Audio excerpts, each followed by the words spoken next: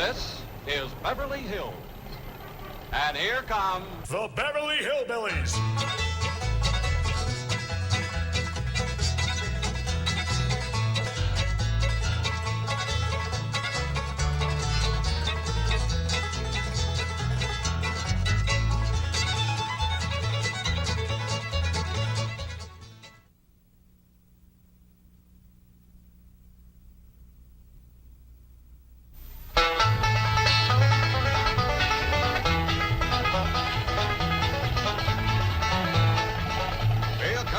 Find that house we bought.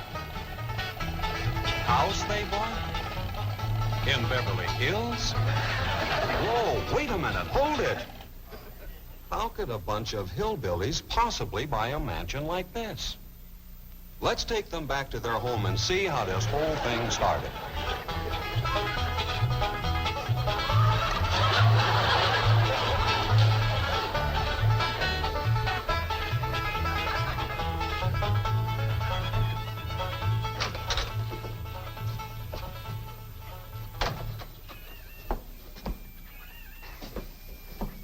Jed, you gotta do something about that young'un of yourn.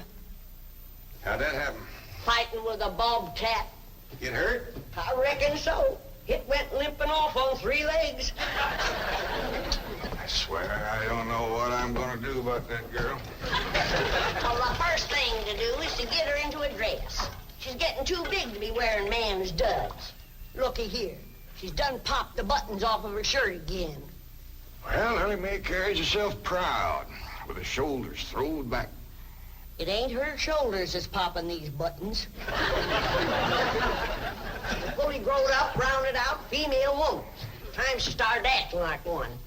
Well, one of these days, some boy will come along and start courting her. They came courting when she was 12. What did she do?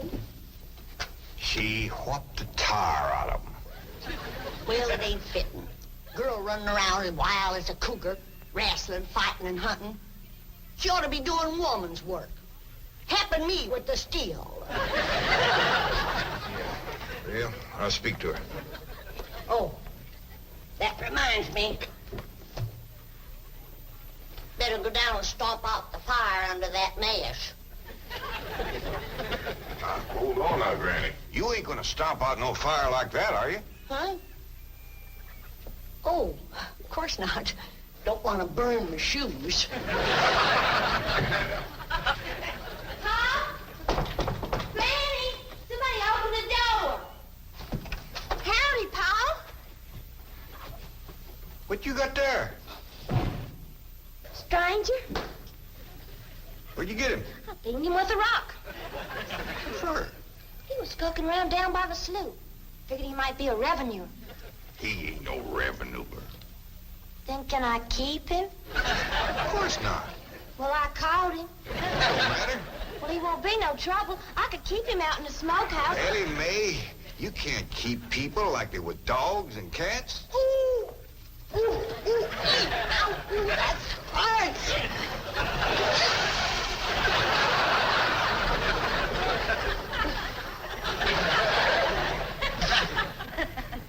Who's that?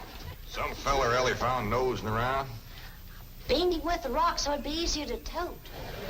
They're fellas from the petroleum company. What's a petroleum? I don't know.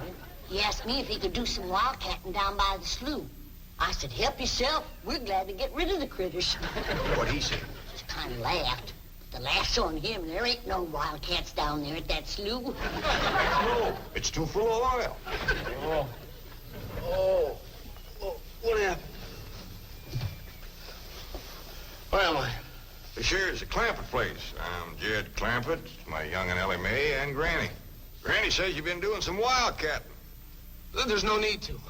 Mr. Clampett, that swamp of yours is full of oil. I could have told you that. Well, my company would like to pump it out. Yeah, I'd like that too, but I just can't afford to have it done. Oh, no, you don't understand. You see, you wouldn't have to pay for it.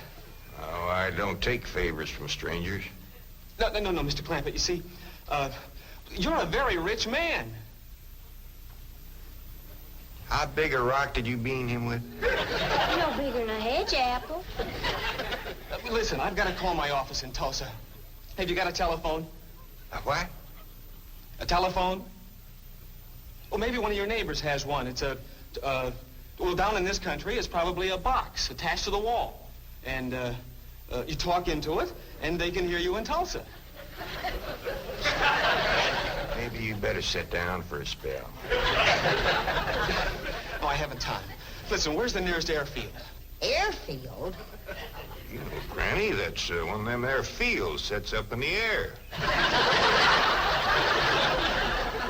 Oh, never mind. I'll find it myself. Listen, now don't you sell that swamp till you hear from me.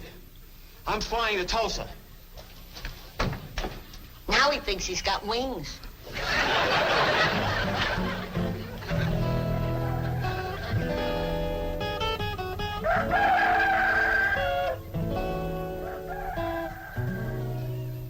Morning, Granny. Watch them buttons, child. Granny! Them pigs of yours got into the corn. Did they drink much? I reckon they did. This here little fellow was kicking blue blazes out of the mule.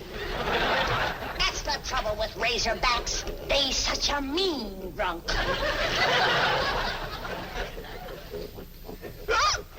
Yeah, this wouldn't happen if you'd stay in the house where you belong.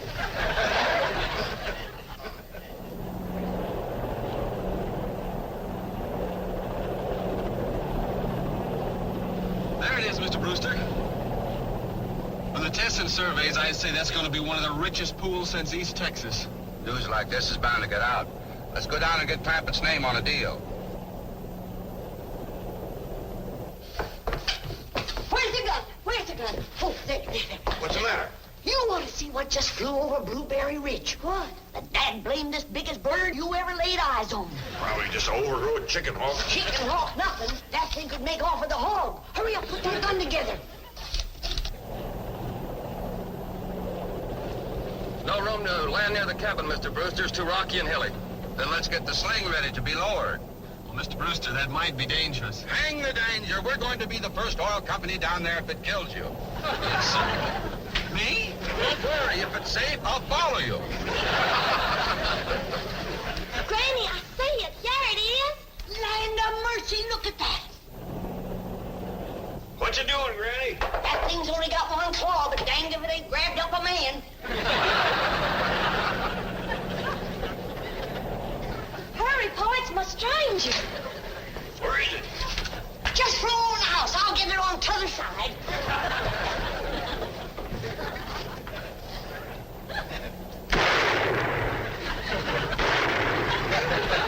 You kill it, Granny?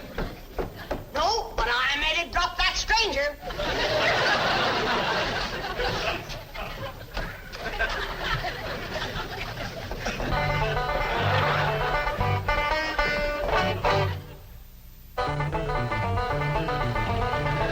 Jethro, stop this thing.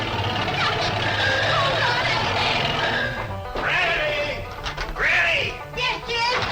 Granny, grab a hold of something and hang on. Cousin Pearl and that overgrown son of hers is headed right for the cabin in that old truck. Heaven protect us. Oh, Jethro!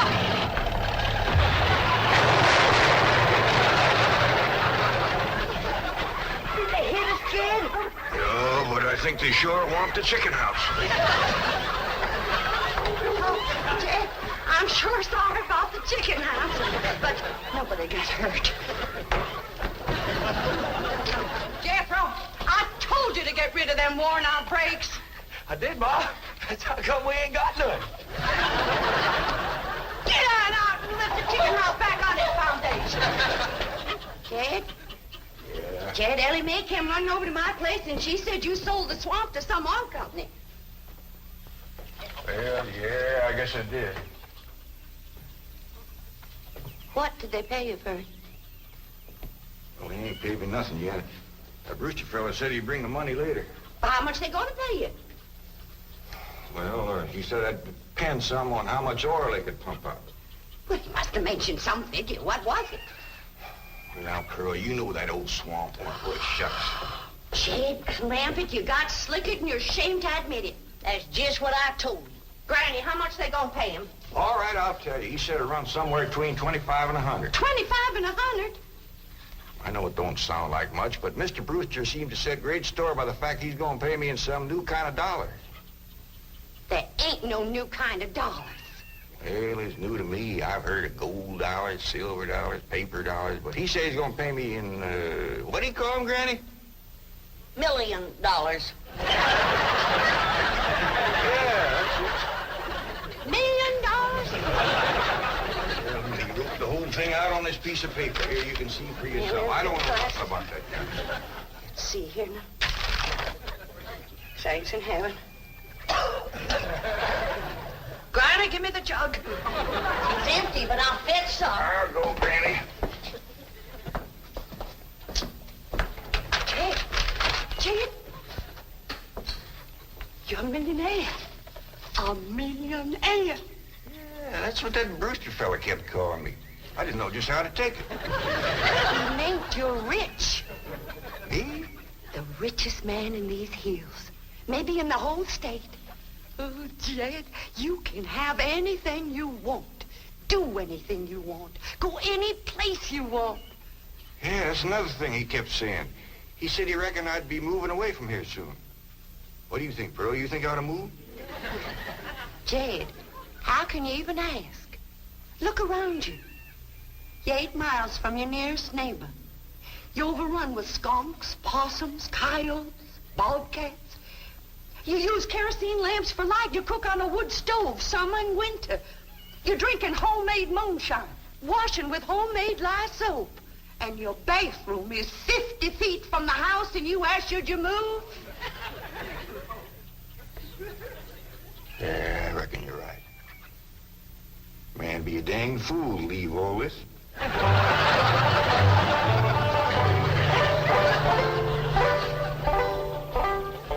Oh, there you are, Jed.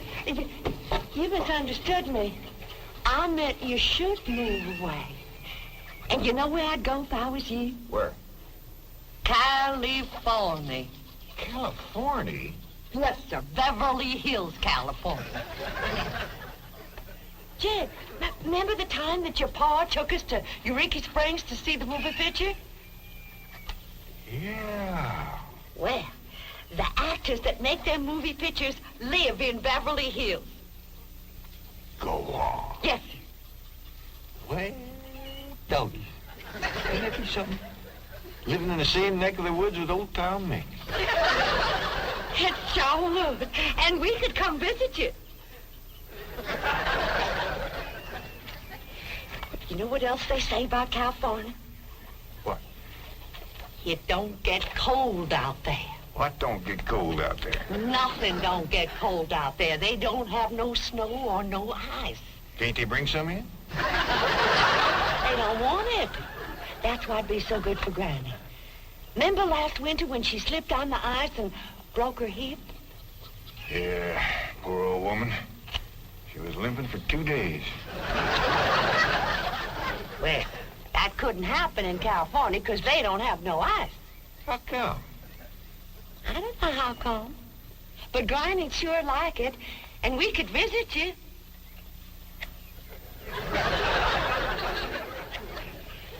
You know what else they say about California? Maybe Jethro know how come there's no ice. He's going to school. We could ask him. Jethro, Yeah, Ma. come on over here. Speaking of school, Elly May could get herself a fine education out there in Beverly Hills. Yeah, Ma? Your rich uncle's got a question he'd like to ask you. What rich uncle, Ma? Your rich Uncle Jade. Jethro? How come there's no ice in California? Don't look at me. I didn't take it. You big jumble. Well, I didn't, Ma. Oh, get out of here. Well, you always do. I don't know. I was saying, Jed, folks claim California's got it all beat.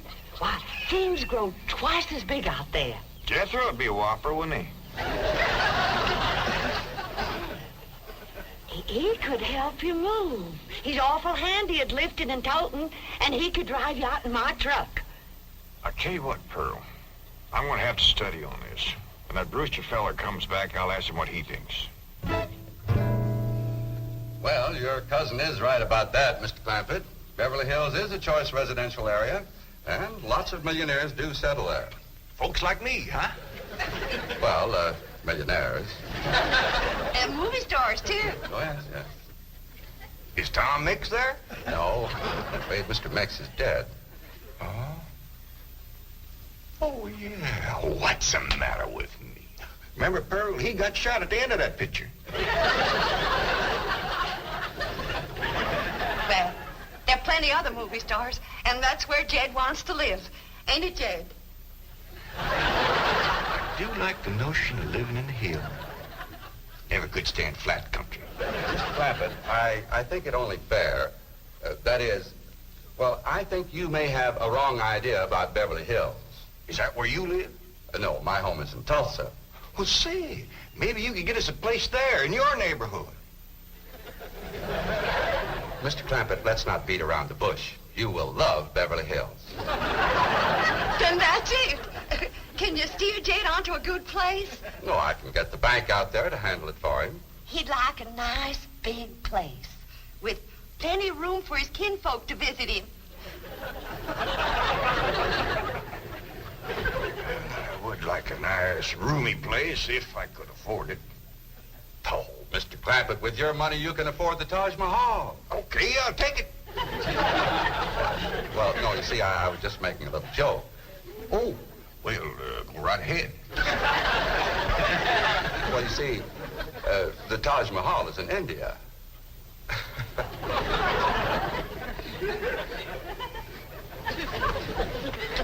Mr. Brewster, you're a nice fella, but I've heard better jokes. Is the foreigner staying to supper? I'm ashamed to say I ain't asked him. How about it? Oh, I don't think so. Oh, no trouble. What you cooking tonight, Granny? Mustard greens and possum innards. Mm-hmm. Did you hear that, Mr. Brewster? Very clearly. Want to change your mind? Not this time. Well, if you should happen to come back tomorrow, we'll be having leftovers. That's the thing about possum innards. They's just as good the second day.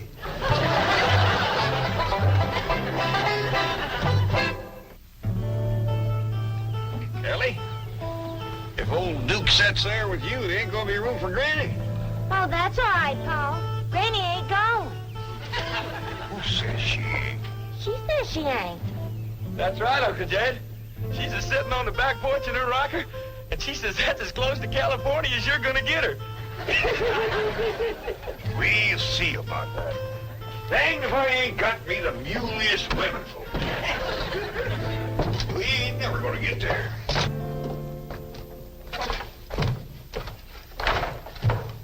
Now, what's all this nonsense about you ain't going to California? Ain't no nonsense to it. If the good Lord had wanted me in California, he'd have put me in California. Maybe he's just getting around to it. The book says he moves in mysterious ways. Well, if he moves me, I'll go. But you and Big Jethro ain't a budging me. Granny, this here Beverly Hills sounds like the kind of place you'd like. That Brewster fella says they got smogs out there. What's a smog? Well, me and Jethro figured out that's a small hog. And you heard what Pearl said. He ain't got no snow on, fella. Has bought us a house in them Beverly Hills. He's in our $25 million to look out there. Well, you just chase on out after it. I'm staying right here. And I ain't afeared neither. Granny, I ain't leaving you here alone. And I ain't a budging out of this rocker.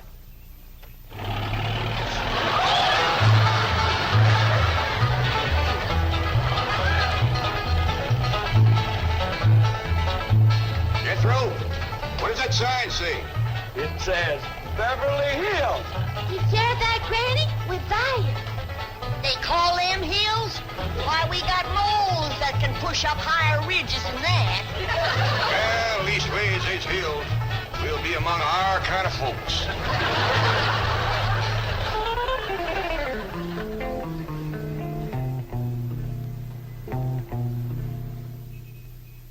deposit of $25 million to the account of J.D. Clampett. J.D.? As in Rockefeller. Elevates us to third position in capital assets and assures our bank of... Come in. Oh, I'm sorry to interrupt, Mr. Drysdale. All right, Taylor. Well, are we all set to give the Clampetts a red carpet reception? Well, I'm afraid Mrs. Drysdale still isn't too happy, sir. Yes, I know. Oh, my wife is very upset that I got the estate next to ours for the Clampetts. Says I don't even know what kind of people they are. Do you? I know to the dollar what kind of people they are.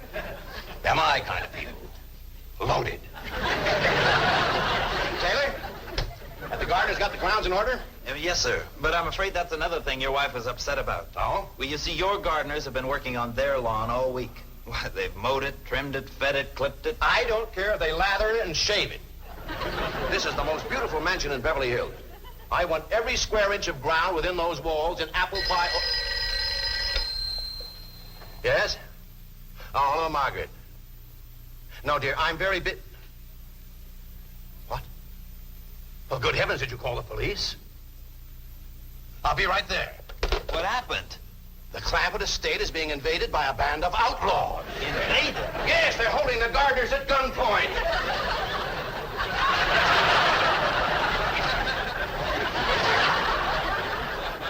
Sure is lucky we come along when we did. That's the truth. The way they were slipping through that gate, another 5 minutes and that whole darn prison would have been empty. Jethro, you sure that's a prison? Yeah, Uncle Jed. I seen pictures. Only thing is, how come there ain't no guards on them walls? Probably done them in with them knives and things. These killers if I ever did see any. Fine neighborhood we's moving into. You hear that? Hot diggity, there's bobcats in these hills. Them sirens! Somebody's calling the law. I reckon they's gonna be mighty grateful for what we done. Folks out here has got a strange way of showing they're grateful. You've locked up one of the richest men in the country. Mr. Clampett, I don't know how to apologize. I am deeply humiliated. What have you cutthroats done with J.D. Clampett? I'm Jed Clampett, and I'd appreciate it if you'd let go of my Sunday shirt. You're J.D. Clampett, the oil millionaire? Yep, this here's my nephew, Jethro. Howdy. Quickly, man, unlock this cell. Mr. Clampett, on behalf of the entire city of Beverly Hills, I extend our deep and humble apologies for this unfortunate and embarrassing incident. Oh, I'm Milburn Drysdale, president of the Commerce Bank of Beverly Hills. My car is waiting to take you and your family to your new home. We want you to know how happy we are to have you, your handsome nephew, your lovely daughter, and your beautiful mother. Wait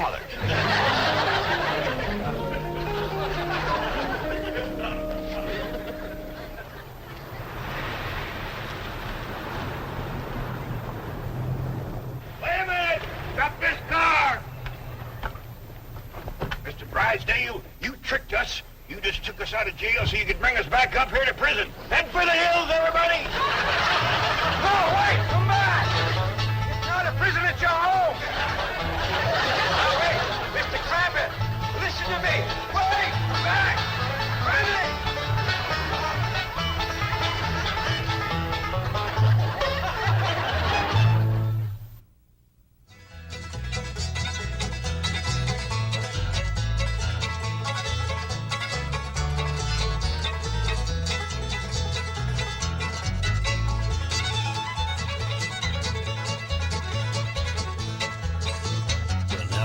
Say goodbye to Jed and all his kidding.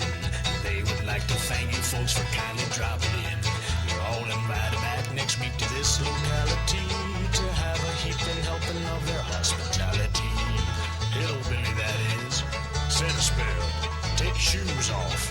Y'all come back now, here.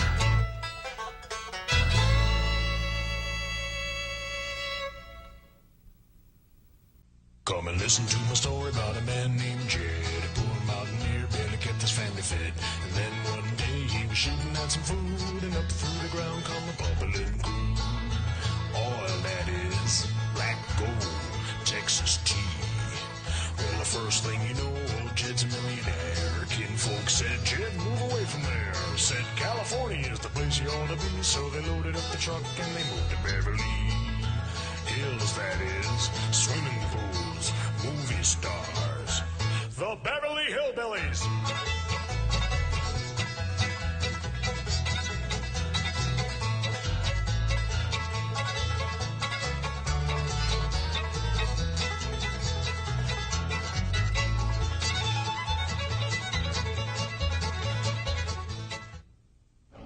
Well, howdy. Well, now, ain't that handy? That, Pa? Where the road takes a bend in here, runs right by the front door. No, Mr. Clampett, this is your driveway. It goes with the house. Is this thing a high? Oh, yes, indeed. It was built by John Barrymore, one of our finest actors. Pretty fair stonemason, too. Hey, Jed! This here is dandy soil. Fine, Granny. We'll commence plowing tomorrow. But this is Beverly Hills. Dirt is dirt. Yes, I know, but why don't we look around inside, eh?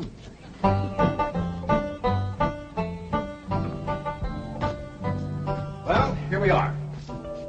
I hope you're going to like this place I picked out for you. It may be a trifle larger than what you're used to, but I feel a man with $25 million in my bank should live in a manner that... Come in, this is your home.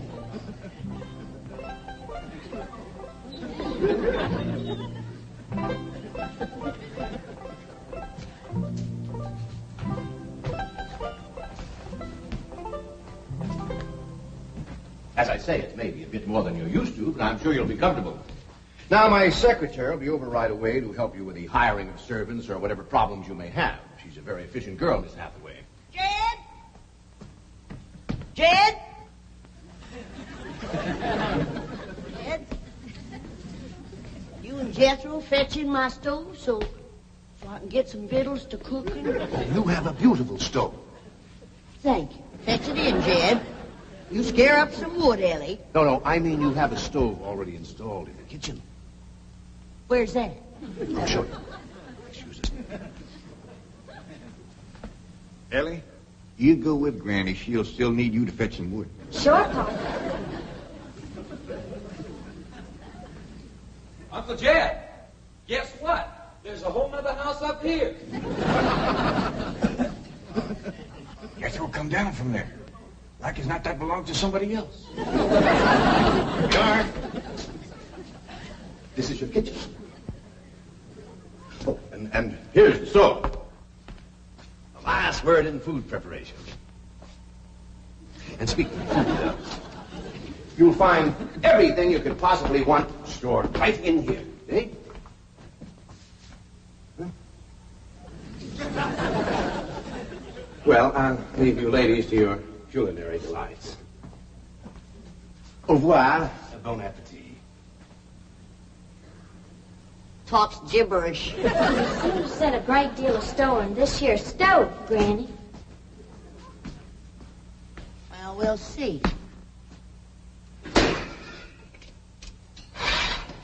Elly, you run out and fetch some wood.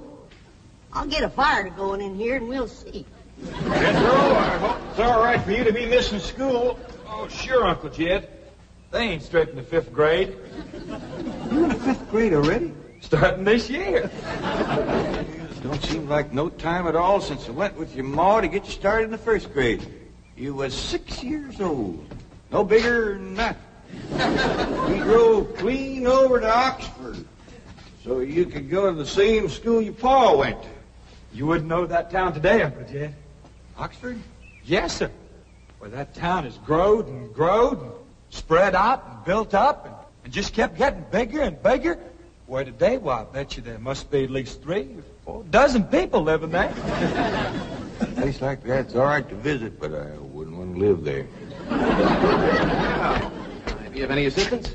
No, thank you, Mr. Drysdale. We were just talking about Jethro here getting back to school. Oh, well, we have some excellent educational facilities out here, Mr. Clampett. Where do you go to school, Jethro? Oxford. Yeah, you see, Jethro's ma, that's my cousin Pearl. She married an Oxford man, so naturally Jethro, he goes to school there, too. I'm the champion crawdad eater. At Oxford?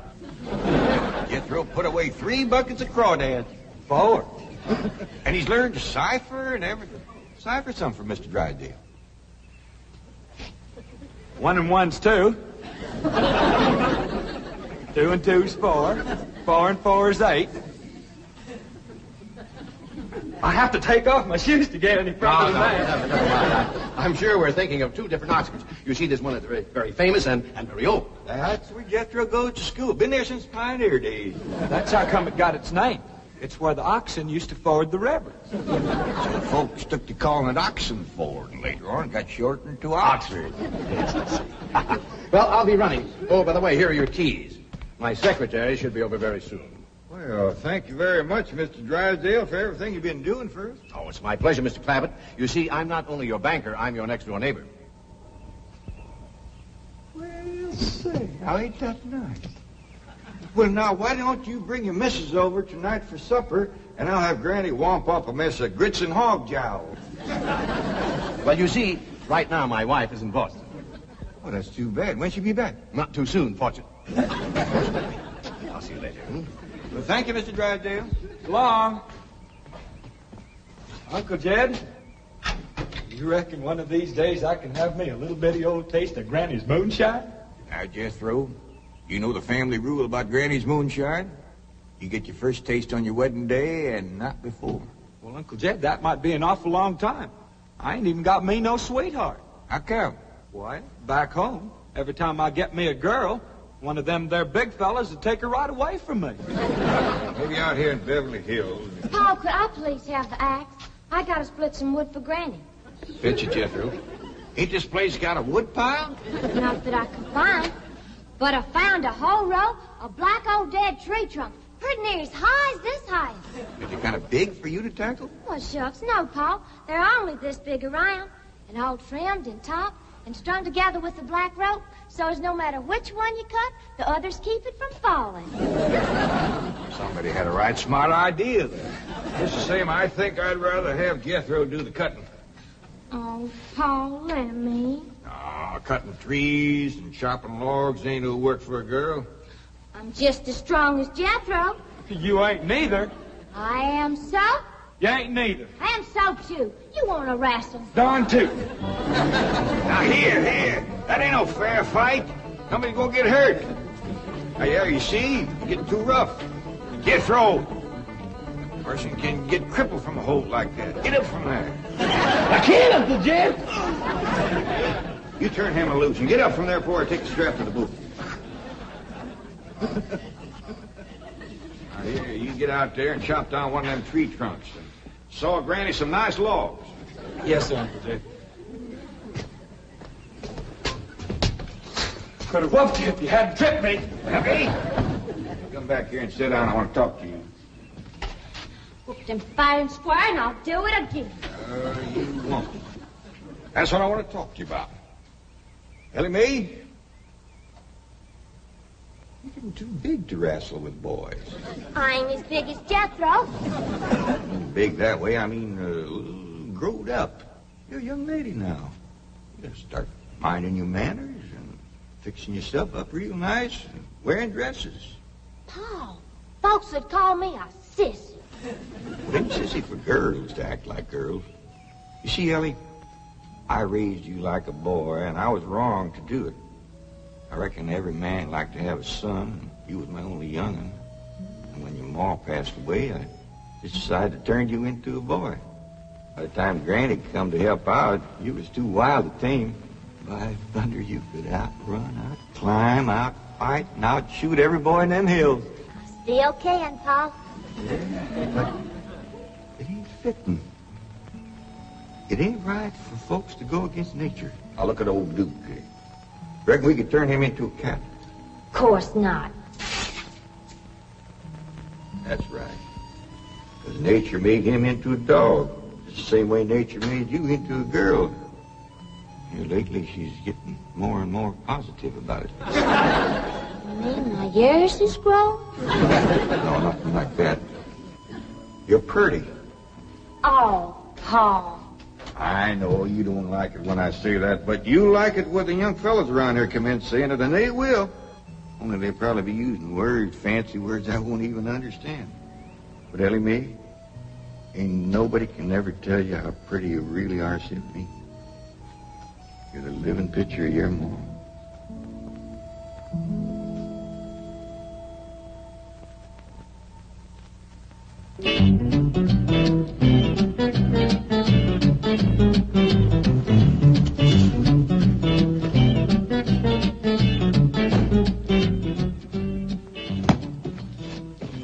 You still here? I thought you were going up to the Clampett estate. I didn't think it prudent for us both to be absent simultaneously. In the event of crises... The only crises you have to worry about right now is keeping Mr. J.D. Clampett happy. Now get up there. Tell me, how did you like the flamingos?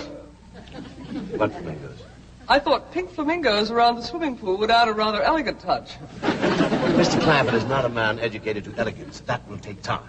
Right now, there are more pressing problems. Of course, getting settled, the servant problem. Well, whatever they are, just get up there and solve them. Now, J.D. Clampett is this bank's largest depositor, and I'm making his satisfaction your responsibility. I accept the mantle of responsibility with which you have cloaked my shoulders. And I shall so conduct myself that if this great financial institution shall last 1,000 years, people will still say, this was their finest hour. Handy wood, all right. Got a lot of pitch and tar in it. Ought to burn real good. Yeah. That flimsy grate holds up. Granny, this is top of that tree trunk. You want I should split it up, too? No, just leave it outside. Yes, sir. This place ain't even got a wood box. Yeah, folks don't need much wood out here. Remember what Pearl said? It don't get cold. Yeah, I remember. It might not get cold in the day, but it sure freezes solid at night. How you know? I show you how I know. Every bit of food in this here storage bin is froze harder than a rock. Yes. Look.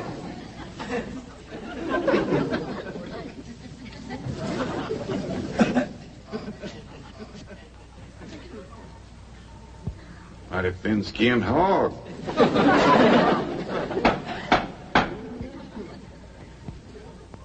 But I'll be doggone.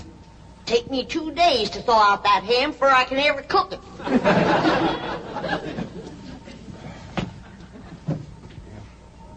People ought to know better than store food up against the north wall. Why, we'll dig us a root cellar and we put all this stuff in it. Jethro, go on out there and catch us a chicken. Okay, Uncle Jed. How you know we got chickens? A place this size is bound to have chickens. Ain't all frozen.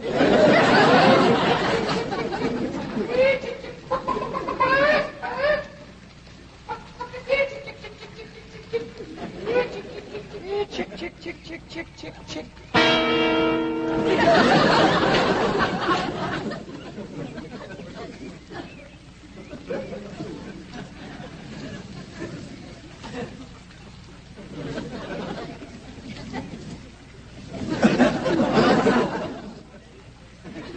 I keep a chicken. Here's that bucket. You want it? You take it, Elly. See if you can find a creek. I gotta have some water. You want a pump on this place? It ain't even got a well. Uncle Jed. Yeah, boy, did you find a chicken? I found something. I ain't sure if it's a chicken, a goose, a duck, or what. Where is it? I couldn't catch it. That thing can outrun a jackrabbit. There ain't no goose or duck. Must be a chicken. If it is, I was right about things growing bigger out here. That thing was this high. A chicken? Ah, Jethro. Honest, it's got legs this long. Gibby's on the drumstick. Drumstick ain't much. Whoever gets that neck is eating from now on. Commences here and runs plumb up to here. You ain't forgot what I said about Granny's jug of liquor. I ain't been at Granny's jug. You have your in first. Honest, cross my heart. Where'd you see this chicken? Down by the cement pond. Cement pond? Uncle Jed, that pond is the fanciest thing you ever did see. Why, they are steps. So's the cattle can walk right down into it and get a drink. And up at one end, there's a lady standing there made out of rock. And she's pouring water out of a jar right into that cement pond. Oh. Well, that's how come that big old pink chicken to get away from me. Flew right over the top of that there rock lady, landed in that pond, and swam like an otter. Just flapping them big old pink wings and hollered. What color did you say that chicken was? It's pink. Ain't I told you that stuff would stunt your growth? Miss Granny, I didn't touch a drop. You and me is going to the woodshed. Jethro, you swear to be telling the truth? So help me, Jefferson Davis. You take your hat off when you speak of the president. He ain't president no more. I'll have no Yankee talk in my kitchen. Now, Jethro, you and me is going back out there and corner that chicken. Granny, you get your fire to going. Elly May, you sweep up out front and keep your eyes open for that Miss Hathaway. I'm counting on her to take you in hand and get you in the right kind of clothes. Come on. Chicken.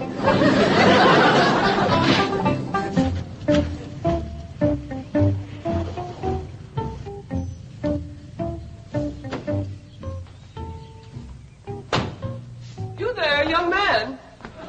I ain't a young man, but I sure do thank you for thinking so. Good heavens, you're a girl. Yeah. I'm Jane Hathaway, executive secretary to Mr. Drysdale. And you, I take it, are a domestic of some sort? Cleaning girl, housemaid? Just what are your duties with Mr. Clampett? Well, he sent me out here to sweep up, but he said you'd take me in hand and get me the right kind of clothes and everything. Indeed, I shall. We have a complete servant's wardrobe from chef to chauffeur. Come with me. What in the name of Thomas Chippendale is this? Has Mr. Clampett seen this disgraceful and unsightly mound of debris? Oh, yes, ma'am. This is all his. Oh, what charming antiques. Just like you said, Jethro. Rock lady pouring water into a cement pond. Yes, sir. And over there's where I seen that great big pink chicken. Only thing is, it don't sound like a chicken. It makes a kind of hollering noise.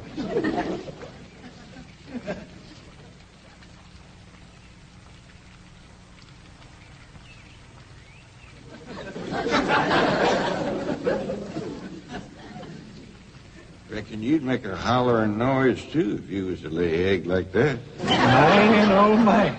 That's what I call an egg. Well, you won't have to worry about food now. Wait till she cooks this.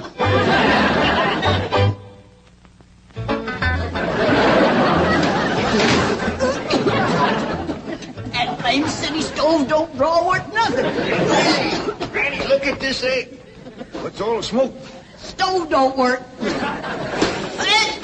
Well, it's just a stuffed-up flue. Ain't got a flue. Ain't even got a stovepipe. Well, I'll get the shovel and a hoe and rake it out of there. You keep this egg.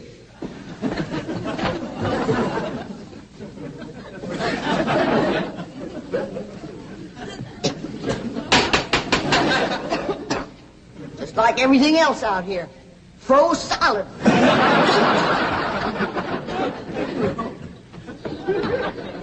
Really, my dear, you look quite charming. Well, I feel like a dead blank fool. Just a moment. Yes, sir. Now I'll be right back. Oh, that was my Pa. I take it he's a gardener. Oh, yes, ma'am. Pa just can't wait to commence gardening. Perfect. However, as though I admire his enthusiasm, I must forbid him access through the main entrance. Now, tell me about the rest of the staff. Is there a chauffeur? A what? Someone who does the driving. Oh, yes, ma'am. That's Jethro. Of course, I don't reckon he can stay around very long. He's got to get back to Oxford and go to school. Oxford? He attends Oxford University? Well, he just calls it school. Pa went to school there, too. Oh, yes. Old school time. Great pride, those Oxford men. Sorry I couldn't stop before. Granny was having trouble in the kitchen. Pa, do I have to wear this here stuff that Miss Hathaway... No, there can be no appeal from Mr. Clampett's orders. Thank you, ma'am. Glad to see you taking the firm hand. Elly May, that's right pretty. Makes you look taller. She's got me walking on pegs. We'll run in and show Granny. And get rid of those old clothes, dear. Granny, I presume, is the cook. Yes, ma'am, but she ain't too happy about it right now. I shall deal with her directly. Now, let's see. Maid, gardener, cook, chauffeur. Oh, I understand Jethro is an Oxford man. You bet he is. I'm quite anxious to meet him. Don't blame you. Fine-looking young feller. Single, too. And he's on the lookout for a girl. Oh. I am only interested in the intellectual rapport which I would naturally have with an Oxford man. I presume you went to Eton as a boy. If I know Jethro, he went to Eton the minute he was born. Yes, of course. I suppose his father matriculated him. I kind of think maybe it was his ma. Oh, well, no matter. At any rate, he's an Eton man. That he is. Matter of fact, Jethro won the Eton championship. Oh, marvelous. What was he champion of? Eton. Yes, I know. But what was it? Cricket? Oh, no. It was crawdad. I don't think even Jethro'd eat crickets. I was referring to the game of cricket. Jed, where's the axe? I bet you, Granny. You talk to Miss Hathaway. And just why does Cook need an axe? I've hit this with everything I could lay a hand to. I even whomped it with an iron skillet. You are supposed to hit it with a croquet mallet. All right, where is it? I don't think I'll tell you. There is a time for work and a time for play. Now then, what are we cooking for Mr. Clampett? Well, I don't know what you're cooking him. But if he wants any victuals from me, somebody better shoot a possum. Possum? You got a better idea? But of course, a nice big fluffy souffle. All right. You shoot it and you skin it. You don't even know what a souffle is. What kind of a cook are you? I'm a cook with a stove that don't draw, food that's froze solid, chickens that can't be caught, eggs that can't be broke, and a smart alecky city woman telling me my business. That's what kind of a cook I am. Mind your tongue, little woman. I can have your job. You sure can, and the sooner the better. Jethro's coming, and just wait till you see what he's got. Thank heaven. Now I can have an intelligent conversation. Look, Granny, I caught that big chicken. I hope it ain't as tough as its egg. That is a flamingo. Oh, no, ma'am. That's my nephew, Jethro. Jethro, say hello to Miss Hathaway. Howdy, ma'am. This the big dangest chicken you ever did see. You go to school at Oxford? Yes, ma'am. I'm in the 5th grade. Stop dragging and wring that chicken's neck. Elly, babe! No, stop, you barbarian. Don't harm one feather of that beautiful bird. I've taken just about as much as I'm going to take from you. Yeah, Granny. Elly, you get the fire going under the big kettle outdoors. Young lady, where is your maid's uniform? I ain't going away. Oh, yes, you are. No, I ain't. Oh, yes, you are if I must subdue you forcefully. I wouldn't try that. Don't! Tried to tell you. I'll set on her, Elly. You get the fire to go on. Now, here, Granny. Come on, let her up. Get off of her. You are discharged! All of you! Sacked! Fired! And you are the most incompetent, insubordinate, belligerent group of domestics it has ever been my misfortune. Hathaway! Ah, Chief, you're just in time to help me take disciplinary action. You're fired. I've already told them. Not them, you. These people are the Clampetts. Clampett? Yes, that's right. Now go back to the office and pick up your severance pay. You are through. Now, Mr. Drysdale, hold on a spell. I reckon there's been a kind of a misunderstanding. But this little lady's been a right big help to us. Why, she fit in just like one of the family. Matter of fact, her and me is going out hunting. Ain't that right, Miss Hathaway? Yes, indeed. Yeah. Jethro, you can take that pink chicken back out to the cement pond. We're going out and shoot us a nice big fluffy souffle.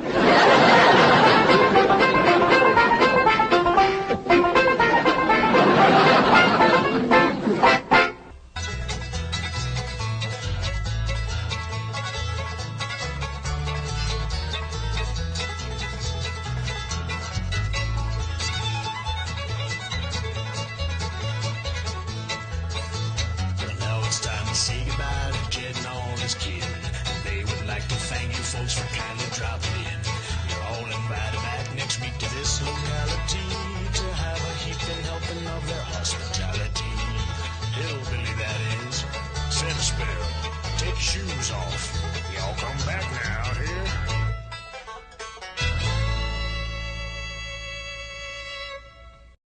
Come and listen to my story about a man named Jed. A poor mountaineer barely kept his family fed. And then one day he was shooting at some food, and up through the ground come a bubbling crude. Oil, that is. Black gold. Texas tea.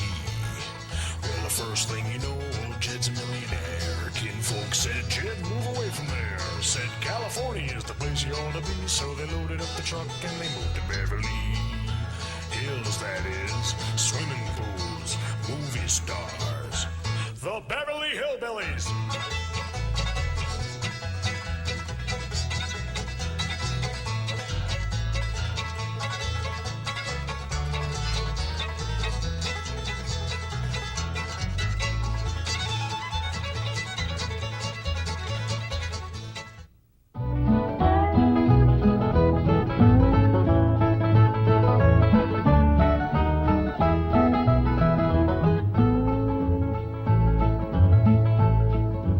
Jethro, what have you got to say about that? I didn't bust it, honest. He's telling the truth, Mr. Drysdale. It was hanging in pieces like that when we moved in. Yes, sir. No, it's supposed to be like that. It was made that way. It's been like that for 200 years. 200 years? Hey, this house is older than it looks. Jethro? Oh, I plumb forgot. Granny wants to see you. Let's get out. Oh, right over, Jed. Nice boy. His ma, my cousin Pearl, gave me the notion to move out here. Well, I'm most grateful to her. Oh, but first, I wanted to explain about this priceless crystal chandelier. It was designed and made for Louis XV, hung in the Hall of Mirrors at Versailles. Napoleon Bonaparte planned campaigns with the light of that chandelier. Talleyrand used it. Wellington, Disraeli, Bismarck, Wilson. Mr. Drysdale, we're just plain folk. We don't mind a few things being secondhand. Getting back to my cousin Pearl, she's looking after the old home place for me. You ain't never seen my family home, have you? No, I haven't, Mr. Clampett. It's a dandy. Yes, those southern mansions are beautiful. I suppose it has the large white pillars. It did, but we bring them along and put them on the beds out here. No, you see, I was referring to wooden pillars. Oh, I ain't never slept on one of them. We had everything first class back home. Sure hope Pearl's taking good care of that place.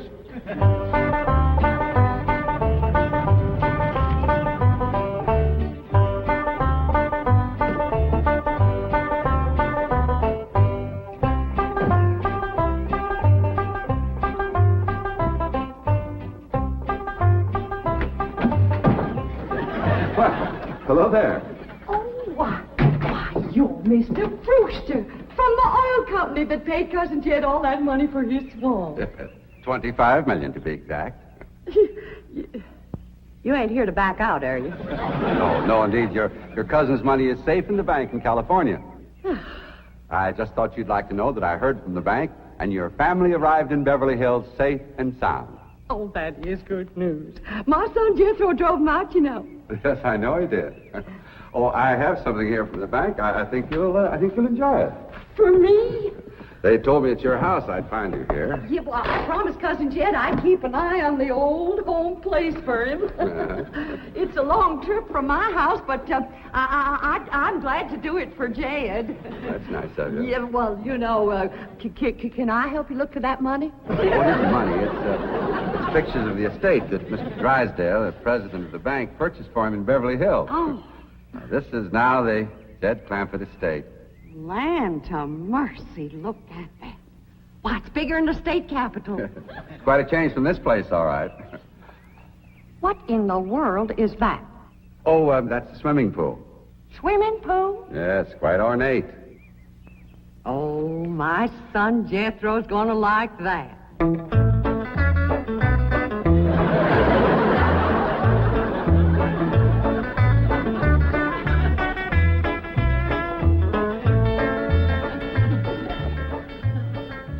Granny, when we's done washing, can I go swimming here in the cement pond? Of course not. I don't allow nobody to splash around in my wash water. Ain't there no place else you can wash? This cement pond's the only water we got. Place ain't got a well, it ain't got a creek. Ain't got a rain barrel to catch what comes out of the sky. Oh, and that banker fella seen me unloading your wash tub and scrubbing board. He said, why, you can throw that away. We don't use them things here in Beverly Hills. Now, you listen here to me, boy. I don't care how other folks live in Beverly Hills, but us Clampetts is gonna be clean. Yes, ma'am. May not have it as nice as we have it back home in the cabin. Pump right in the house and everything. But we ain't gonna lower our standards. No, ma'am. Here, wrench these things out for me. We gotta get this tub back to the kitchen for Elly's bath. Yep. Being clean is a strict rule with your Uncle Jed. Let me look you over. Many's the time we've been down to our last piece of fat. I'd say, shall I cook it to eat it, or shall I render it down for soap? He'd say, no, render it down for soap, Granny. The Lord will feed us poor folks, but we gotta do our own washing. But Uncle Jed ain't poor now, Granny. He got $25 million. How long do you think that's gonna last if we go throwing it away on store-bought soap? Waste not, want not. Now, here's a view of the entrance hall. My stars and garters. Why, it's a palace. Whoever would have thought that my cousin Jed would be living in an estate like this? Well, the credit is yours. You're the one who talked him into moving. Oh, well, I put the notion in his head, but it was really kind of Elly Mae when. Yes, his daughter will have a wonderful life as a Beverly Hills debutante. Can't you just see that beautiful girl descending this magnificent stairway? I sure can.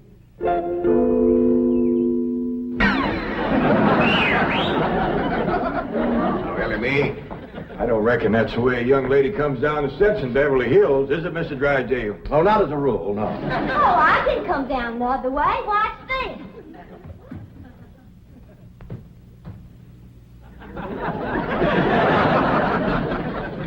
How's that? Well, that's not exactly what I had in mind. Well, show me. No, my secretary will show you. Oh, she's in town doing some shopping for you. Oh, what's she getting me? Now, that's going to be a surprise, Elly, but it's some things you've been a-needing, and they're going to be pretty, and you're going to like them. Things I've been a-needing? A set of muskrat traps. A three-blade frog sticker? Nope. A ready-made slingshot. Now, Elly, you way off the track. Now, you wait till Miss Hathaway gets here, and you'll see. Yes. Well, I'll be pushing along to the bank.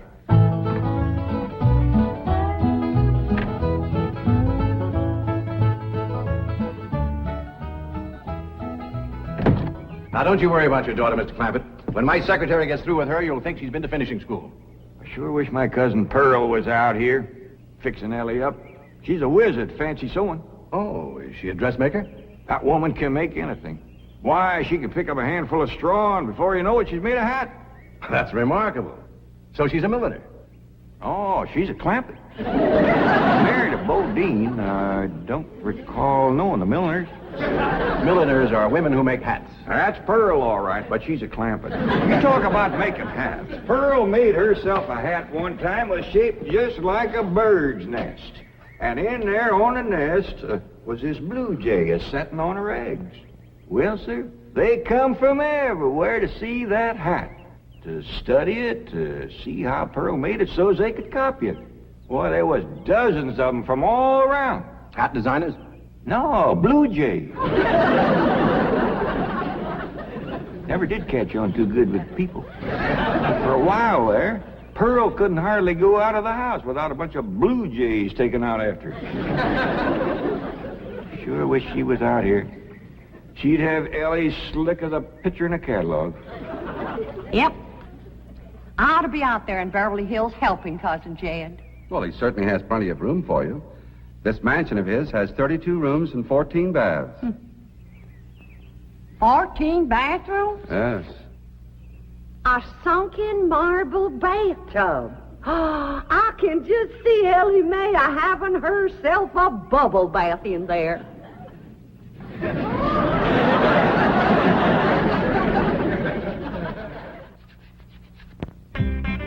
I tell you, Mr. Brewster, the more I see of these pictures, the more I want to get out there and help Cousin Jed. Of course, I wouldn't go without being asked. Well, naturally. But, I think you should go. I've been asked. Well, now, it's not exactly my province. Well, why don't you telephone your cousin and talk to him? Oh, why, there ain't a telephone within 40 miles of this place. Nearest one, I guess, is at the International Emporium, clean over to Oxford. Well, I'll be happy to drive you over there. Oh, I couldn't let you drive me all that way just to use telephone. Busy oil company man like you.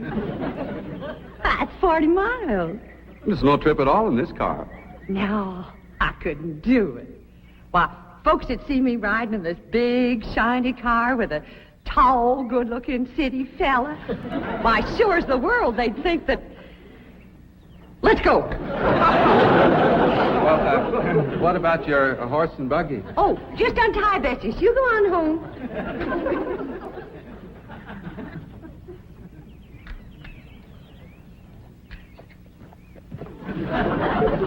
Well, Bessie's headed for home, all right. Mrs. Bodine, how long has your buggy been hitched there? About an hour. Why? Why, Blue Jay built her nest on the seat, and she was sitting on her eggs. Oh, shoot. I wanted to wear that.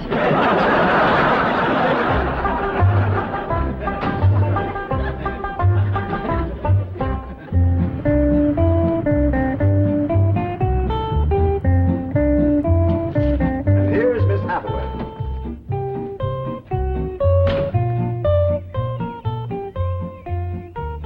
Mon capitaine, je suis retour. Fine. Ready for Elly May?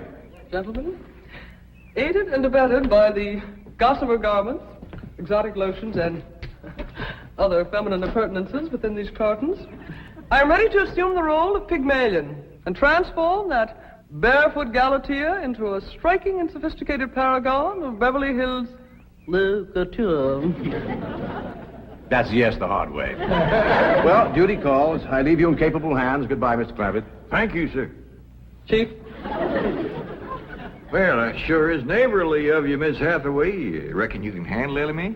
Uncle Jed, Granny says... Oh, howdy, Miss Hathaway. No. Bonjour, Jethro. Here are them things in for Miss Hathaway, Jethro.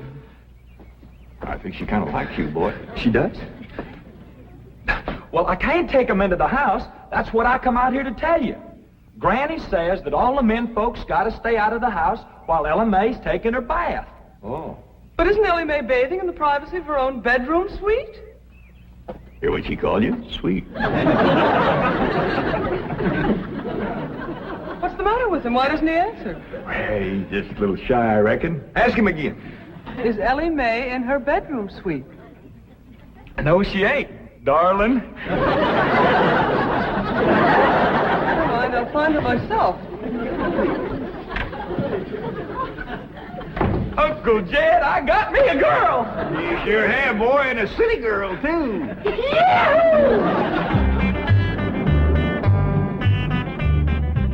Some city girls I were about. Jethro's such a good-looking boy. Every girl in the 5th grade was after him. I hardly think anything serious can develop between boys and girls in the 5th grade. Oh, I don't know. So far this year, there's been 3 couples out of Jethro's class get married. Married? 5th grader? Parson's nearly as busy in that school as the teacher. That's amazing. Oh, I've heard of... Uh-oh, wouldn't you know it? There's that Snoopy Alverna Bradshaw and her big-mouthed daughter sitting on my front porch. Oh, I could just hear the stories they'll start going around if they see me in this car here with you. Yoo-hoo! Alverna! It's me! Terrible gossip, that woman, always making trouble. She tried to talk Granny out of going to California. She ought to see Granny now. Living like a queen in that Beverly Hills mansion.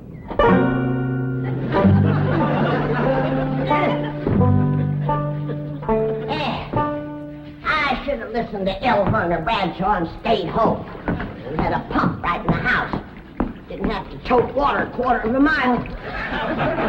You ready to get wrenched off, Elly? Well, not yet, Granny. Should have washed my hair. No, you better wait till I can catch some rainwater. That pond water smells like it's got medicine in it. I wondered why there's no fish in that pond. Yeah, I reckon that water killed them fish. Don't you worry. My lye soap will kill anything that killed them fish. Have you seen... What in the world's going on here? Well, there's a bath going on. That's what's going on. Howdy. But I don't understand. Well, then somebody ought to explain it to you, sissy woman. You see, first you heat some water. Then you put it in a great big tub like this. You put some soap in it, and then you get in it and you start to wash, and that's what you call a bath. Granny, you don't have to do this sort of thing in Beverly Hills. Don't you listen to her, Elly. Ain't you ever heard that saying that cleanness is next to godliness? But of course, John Wesley said that. And I bet he didn't live in Beverly Hills. Here, Elly, dry yourself off with this nice big bath towel. My girl. I'll rinse off that old lye soap. Lye soap? Did you say lye soap? That's right. I make it myself. But that will ruin this beautiful girl's delicate skin. I've been washing with it for 72 years. Look at my skin. It's like leather. Yeah. Nice, ain't it? Granny, I hope you will forgive my momentary bewilderment at this primitive form of ablution, but please let me explain. Well, first explain what you just said. Well, Elly May has a beautiful big bathtub upstairs. Upstairs? It was hard enough carrying the water in here. I ain't going to tote no water upstairs. But you don't have to. There's a big, beautiful... Haven't you been upstairs? No.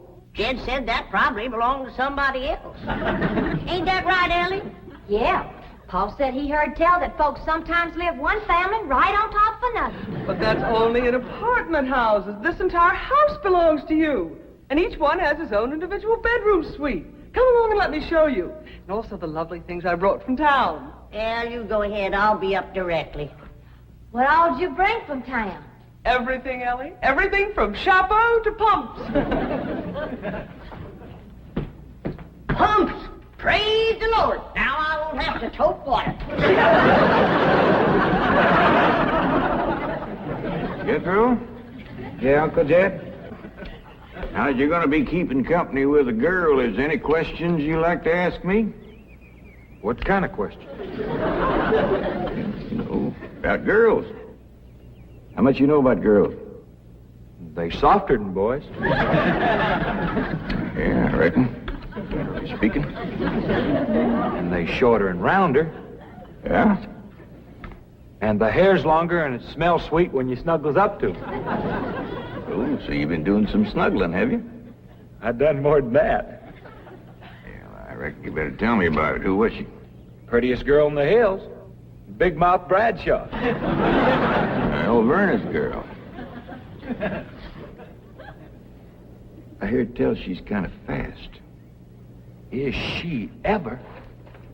Uncle Jed, I was walking past the cabin, and Big Mouth, she calls out the window to me. She says, "Howdy, Jethro." She says, "My ma's just made a big batch of cookies. Come on in and have some."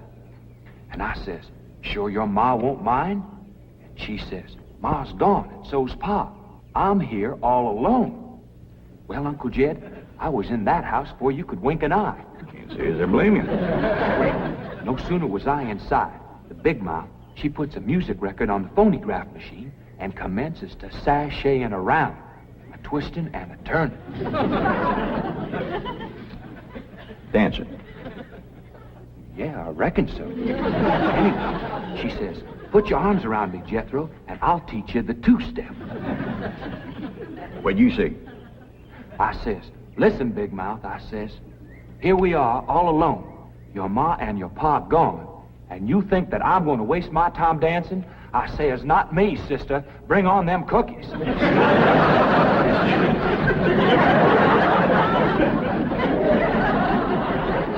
What'd she say? Well, Jed, you and Jethro can start digging the well. That city woman brought us some pumps. That's fine, Granny. We'll get right to it. What'd that Bradshaw girl say when you said bring on them cookies? Well, she just held up them cookies like this here. Kind of blinked her eyes at me, said, Jethro, which do you think it tastes sweeter? These here cookies or my lips? Well, Uncle Jed, right then and there's when I found out she was fast. I grabbed them 2 cookies, and it took me 2 miles to outrun that gal.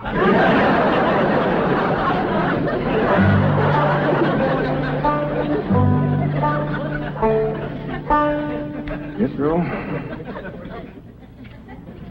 on one of these days, you and me's got to have a long talk.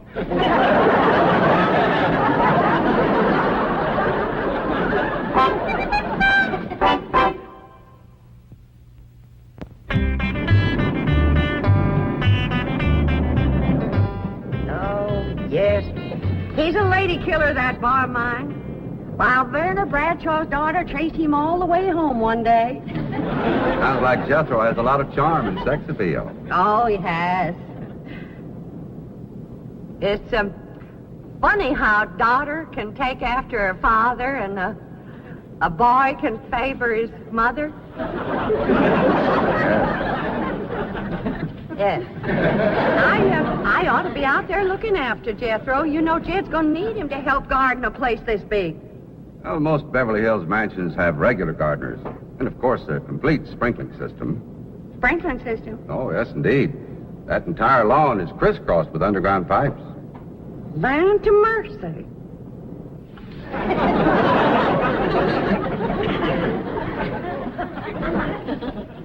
By thunder, Jethro, there's water all over this property. Ain't too deep, neither. I know. Should I commence the digging? Well, now, let's get as close to the house as we can. That way the pump won't have so far to pull. Clampett? Jethro? Oh, here comes your sweetheart. Mr. Clampett, I cannot handle that daughter of yours. What happened? I opened that box of beautiful clothes, turned my back for a moment, and she bolted like a wild colt. I was afraid this would happen. Where is she? She's up there. I'll go right up and talk to her. Jethro, have you been upstairs yet? No, ma'am. Then you've got a surprise coming to you. What is it? Your sweets. So are you.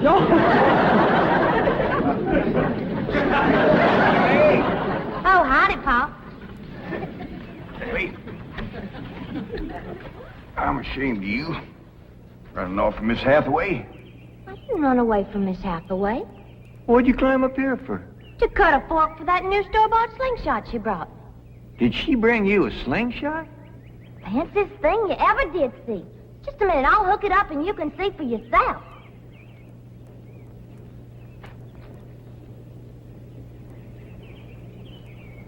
Look at that.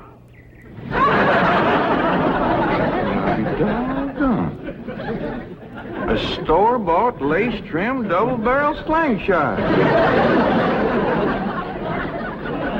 Ain't it a doozy? I don't know how good I can aim it, but it'll sure throw a heap of rocks. Yeah, they really need me out there. Why, I could work wonders for Elly Mae with my fancy sewing and beauty secrets and hairstyling and everything. Of course, I had to learn all those things, not having a husband to support me. Didn't you say it was 40 miles to the town of Oxford? That's right. Well, we've already driven 110 miles. Land to mercy, I forgot to tell you the turn-off. Well, long as we come this far, maybe we ought to go right on to California.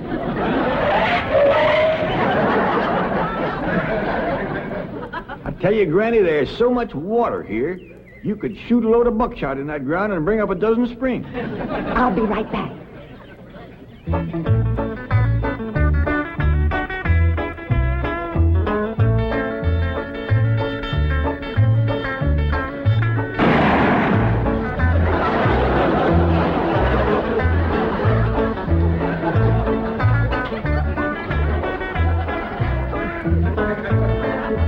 I ain't never missed yet.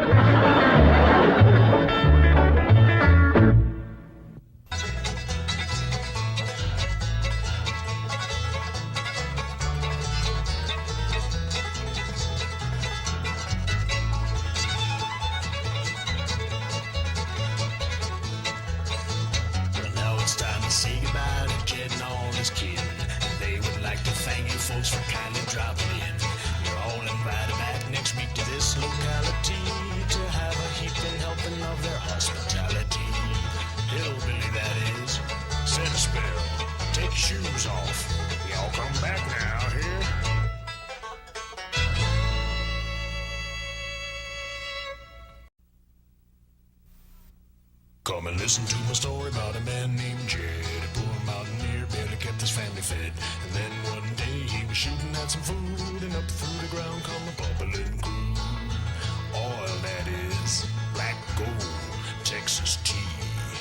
Well, the first thing you know, old Jed's a millionaire. Kinfolk said, Jed, move away from there. Said, California is the place you ought to be. So they loaded up the truck and they moved to Beverly Hills, that is, swimming pools, movie stars. The Beverly Hillbillies.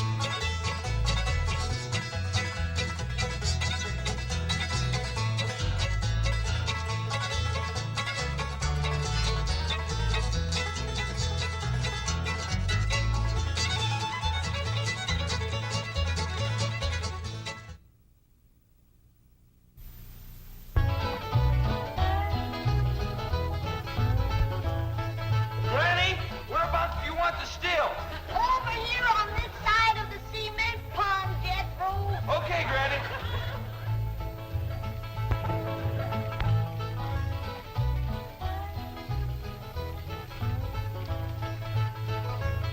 Come on. He's waiting.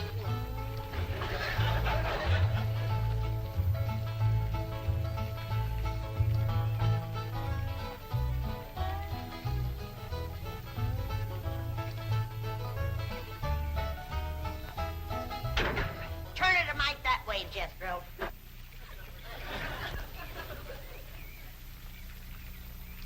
Only one bad thing about putting you still here, Granny. What's that? Drysdale place is downwind. The smell of your corn liquor or brewing is gonna drive poor Miss Drysdale right out of her mind. She's a drinking woman. How do you know, Uncle Jay? Well, he kind of let it slip out. Remember when we was unloading this from the truck? Yeah? He says to me, what's that? I said, that's a still for making corn liquor. He turned kind of white and trembly, and he says, oh, please don't ever let my wife see that. I reckon she just can't leave the stuff alone. Some folks like that. Terrible. Come to think of it, that's how come she's in Boston. What kind of drinking? Yeah. Miss Hathaway says she goes all over every place looking to get cured. Them city cures no good. The minute you go to taking it away from them, they want it all the more. I could cure Mrs. Drysdale of her drinking in 2 days. How, Granny? I just tell her she could have all she wanted. When they find out you don't care if they drink, they don't care to drink. That sure would be a blessing. Over here, Elly, now. No more talk about drinking. Hey, look, everybody. Ella Mae's wearing a dress. How, Mr. Drysdale's in the house to see you. All right. My, ain't she pretty? Yeah. But, Elly, you're showing too much Baer hot. Well, that ain't her fault, Granny. She just got the dress on backwards. Elly, honey, put it on the other way around. All right. Hold it. Hold on. What kind of a dress is that? Well, Miss Hathaway says it's a California sundress. Let no son of mine wear it. Daughter neither. Granny, you'd best get her into something decent whilst I talk to Mr. Drysdale. Uncle Jay, can I go swimming in the cement pond? Oh, I reckon so, Jethro. But this ain't like the swimming hole back home. You can't go in there without no clothes on. I can't? No, sir. Okay, Uncle Jay.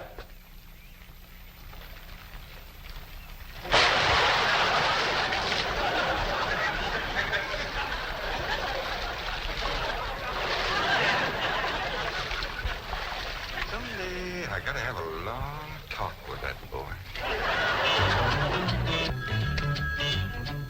Drysdale's office, Miss Hathaway speaking. Boston. That must be Mrs. Drysdale. No, don't put her on. She'll only make my life Mrs. Drysdale. How are you? How are things in Boston? The doctors here are just as silly as the ones in Beverly Hills. They insist there's nothing wrong with me. They've got me so depressed. I just had to call and talk to my darling.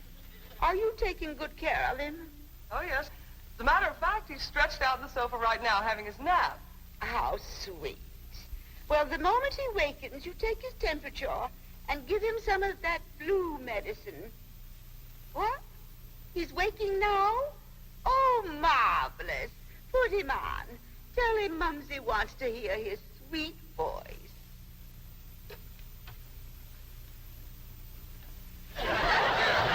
Speak to your Mumsy. He whined. Oh, he probably has a migraine. Oh, poor Shamalad. Even made a hypochondriac out of you. Any message for Mr. Drysdale? Who? Oh, Milburn, my husband. Yes, well, is he there? No, he's up at the Clampett estate. Clampett. They bought the place next to yours just about the time you left for Boston. I don't find them listed in the first families. You tell Milburn not to mingle with them socially until I've had a genealogical check run on them. We don't want riffraff living under our very noses. For pain, one swaller. Don't open near fire. I'll be right in, Mr. Drysdale. Thank you, Elly Mae. Granny, this is quite an array of medicines you have here. Yep, them's all the remedies I made myself. I wish you'd make something to help my wife. She's a terrible hypochondriac. Oh, what's the hypochondriac? You run along now. I'll join you directly. Yeah, she goes from doctor to doctor to doctor. Well, I reckon the doctor can't help what's ailing her. Of course they can. It's psychosomatic. But she insists on prescriptions. Oh, I wish you could see our bedroom. Bottles all over the place. I plead with her. I hide the stuff. She always finds it or gets more. You think that's a lot of bottles? You should see my wife after a trip to the pharmacy. Why, she's so loaded she can hardly stagger up the stairs. Sit down, Mr. Drysdale. Set yourself. And she has a dog. A perfectly healthy poodle. Now, would you believe that she Don't tell me. laps it up just like she does? Lord, you're sure toting a heavy burden. Now, maybe I can help you. Now, if she was to think that every time that she was to... You can just wear that barrel till your clothes get dry. Happened to Jethro get too close to a skunk? He jumped in the pond with his clothes on. Mr. Drysdale, I'm sorry to kept you waiting. Did Granny tell you about her complaints about the kitchen? Jed, I'm ashamed to mention my piddling troubles to a man bowed down with the misery he's got. You know his wife.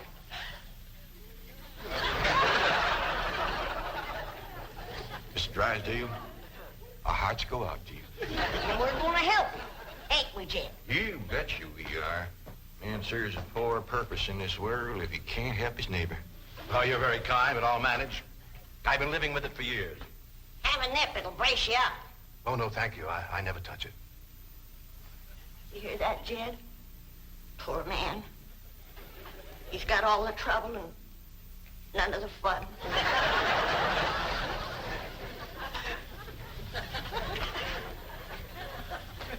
Here goes a soft-hearted woman. Yeah. Now, about her complaints. Oh, yeah.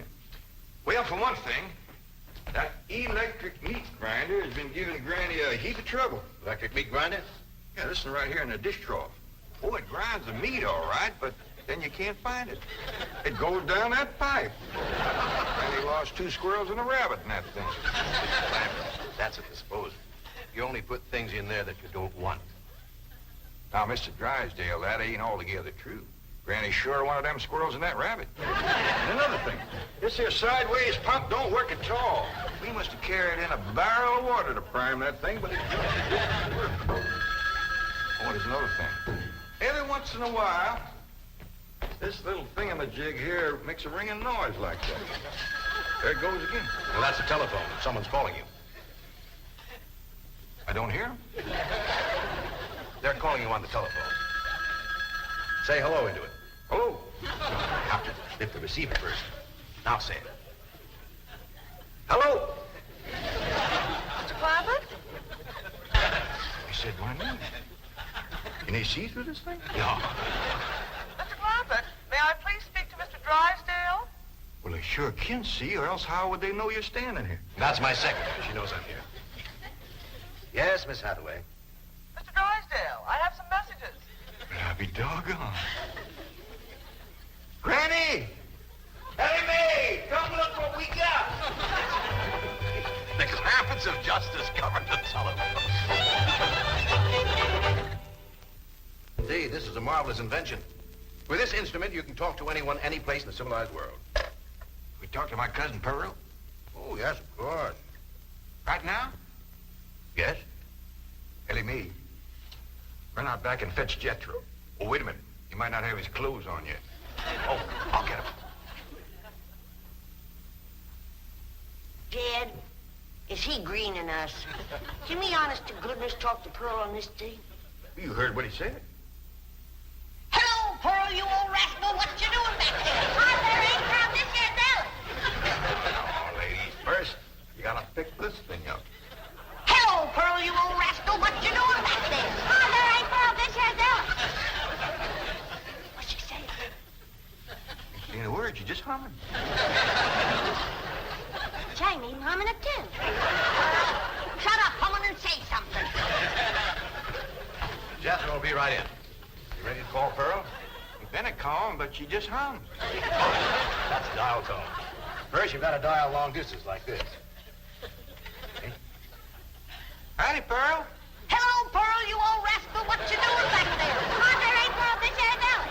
This is long distance. We know that, Pearl. Oh, I believe you have the operator. What's Pearl's number? Number? Operator. Just a moment.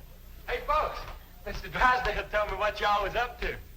You can't talk to Ma on that thing. Well, look who's getting too smart for his britches. Too big for him, too. Mr. Drysdale says we can talk to her. Yeah, you think you know more than Mr. Drysdale? Well, I know Ma ain't got no telephone. Excuse me, Paul, operator. You sure spoil things. And who asked you to butt in? I get it. I know what to do when it does that. Hello? Yeah, he's here. Well, for goodness sake. Well, sure. Well, howdy there, Miss Drysdale. Let's hear it. Margaret! Oh, how wonderful. What?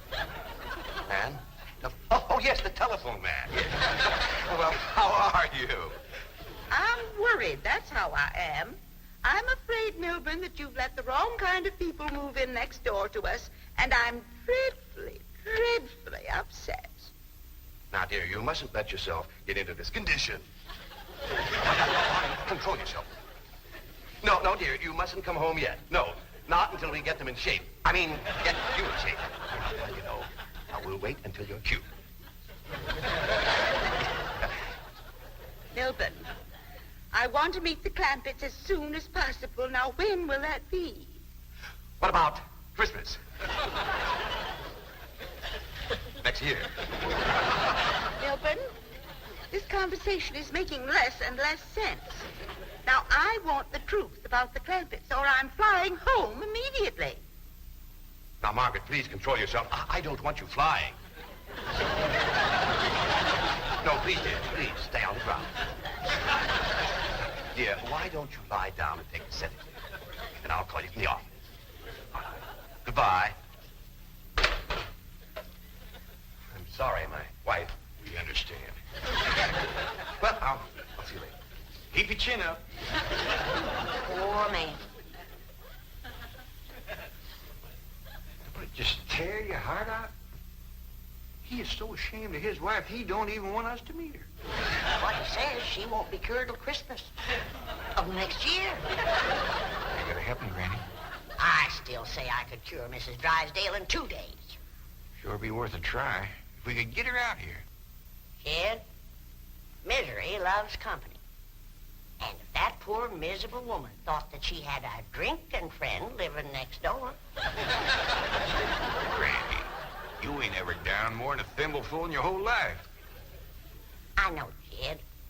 But it'd be worth a little white lie to help a neighbor and save a marriage. But how?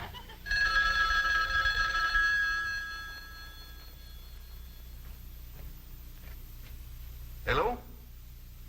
Yes, ma'am. You got a stroke of luck, Granny. It's Mrs. Drysdale again. Well, no, ma'am, he ain't here, Mrs. Drysdale, but Granny and me'd like to talk to you. We your next-door neighbors, the Clampetts. Listen, honey, I got my still set up not 50 feet feet from your back door. Now you come on home, and you and me will get glassy-eyed, falling down crocked. We'll get juiced at eyeballs. How did that sound to you, honey? I don't hear nothing. Me neither.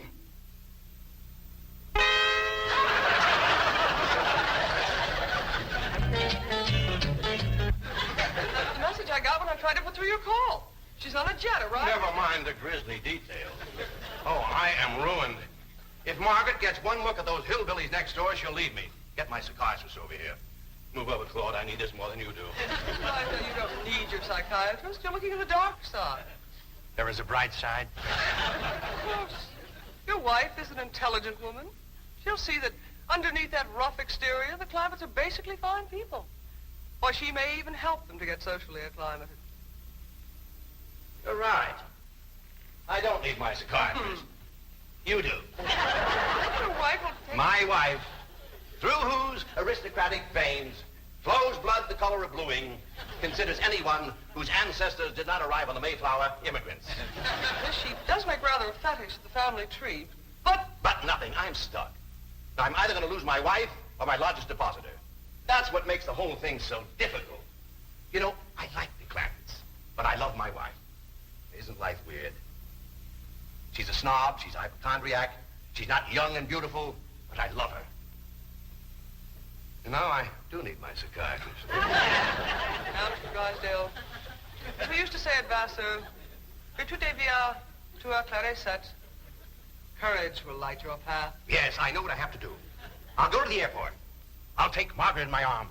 I'll look her in the eye and lie like a rug. I'll tell her the Clampetts have left town and put her back on the plane. I beseech you, do not become enmeshed in a web of lies. But it won't be a lie if the Clampetts are tricked into actually leaving town. But they're just getting settled. What could possibly induce them to leave town? That's your problem. Me?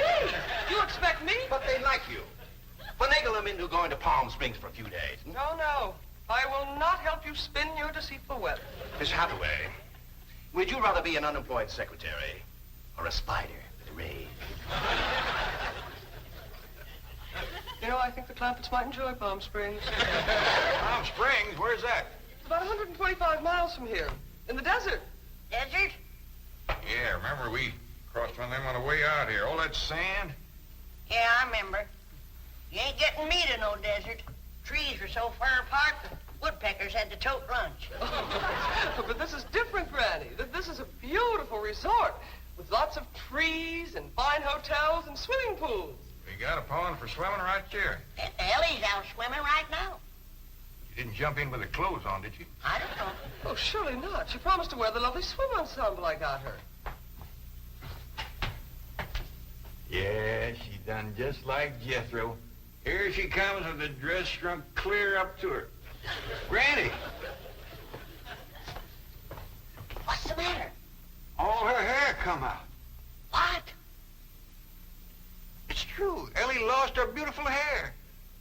Heaven help her, she's bald as an eagle. Elly Mae, take off your bathing cap.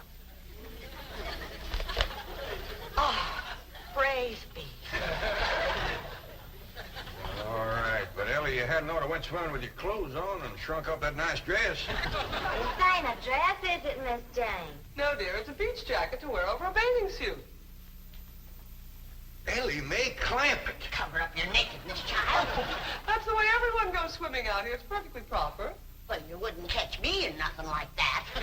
Me neither. Mr. Clampett,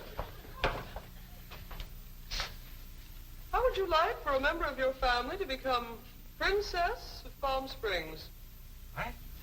They're holding a beauty contest at the Springs this week, and someone in this very room has the face and the figure to win. When the judges see her in a bathing suit... I told you I ain't putting on no bathing suit.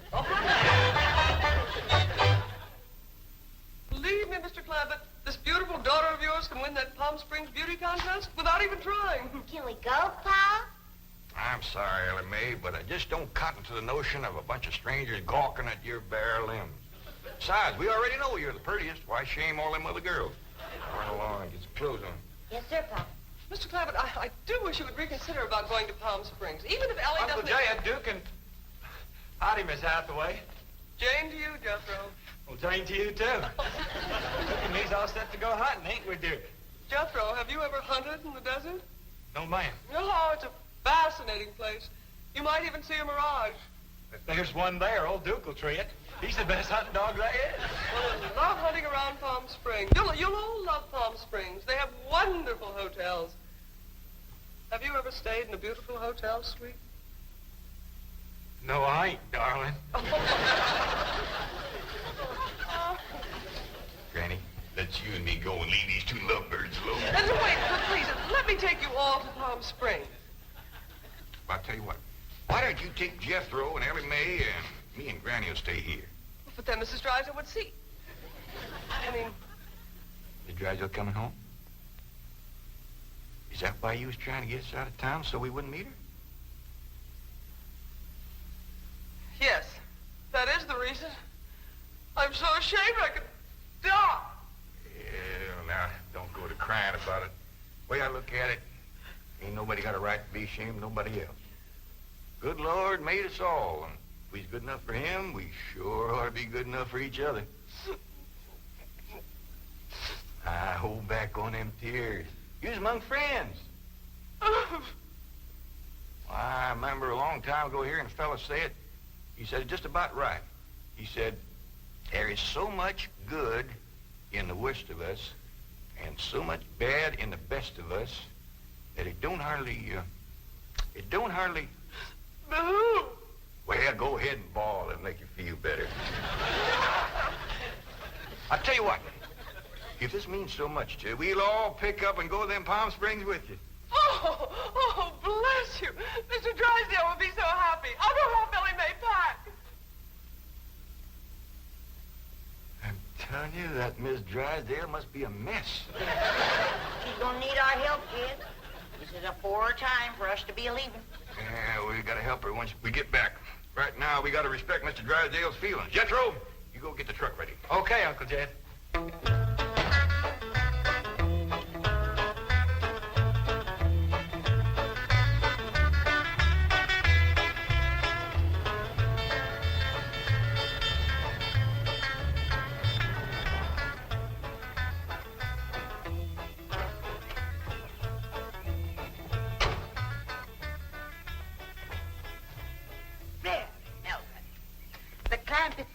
Shouldn't leave his car parked in the front driveway that way.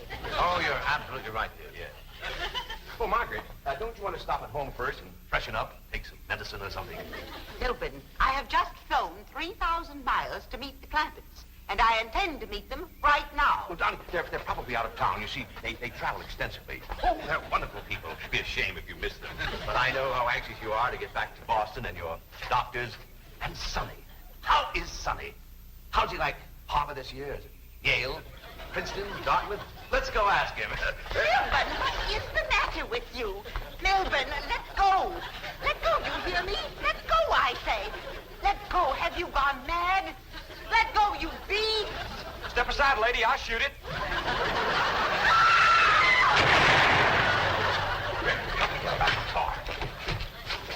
What'd you shoot, Jethro?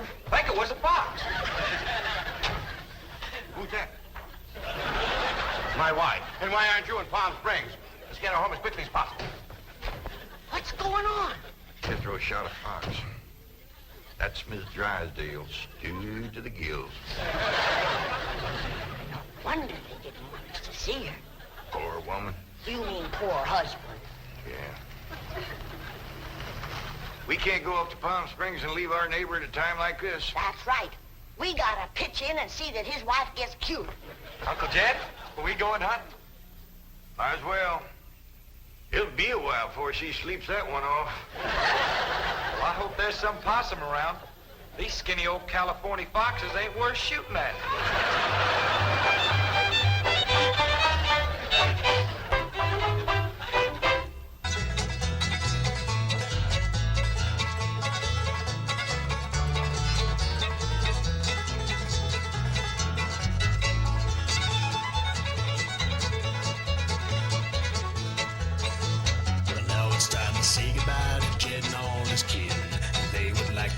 Folks for kindly dropping in. You're all invited back next of their hospitality. Hillbilly, that is. Set a spell. Take your shoes off. Y'all come back now, here.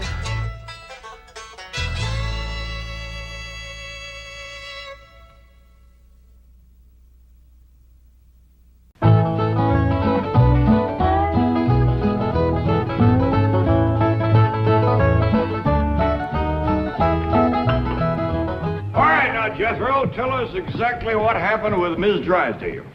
Well, I come around the side of the house, and I see this here lady fighting with a furry-looking varmint. Turned out it was Miss Drysdale. No, Uncle Jed. It was a fox. Lady was Miss Drysdale. Oh, yeah. So I grabs up the shotgun, and I says, "Step aside, lady, and I'll shoot it." Well, instead of that, she whipped around and throwed that thing in the air. Well, I shot it on the fly with both barrels. Blew my wife's fox fur to shreds. I wonder if you fainted dead away. I caught her just in time. The chauffeur had to help me get her into the car. She was out like a light. She was stewed to the gills. You said it took 2 men to get her back in the car. You know, Jethro, could be that there fox was Miss Drysdale's pet. Why in tarnation would she want a sneaky old fox for a pet? 'Cause them kind of people are liable to do anything. What kind of people? Ask your pa. Well, I reckon I can't protect you from the ugly side of life forever.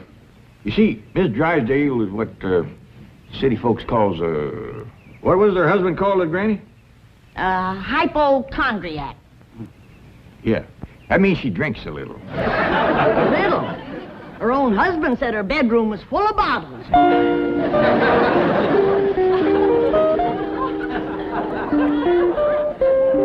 The doctor says she'll sleep for several hours. He gave her a sedative.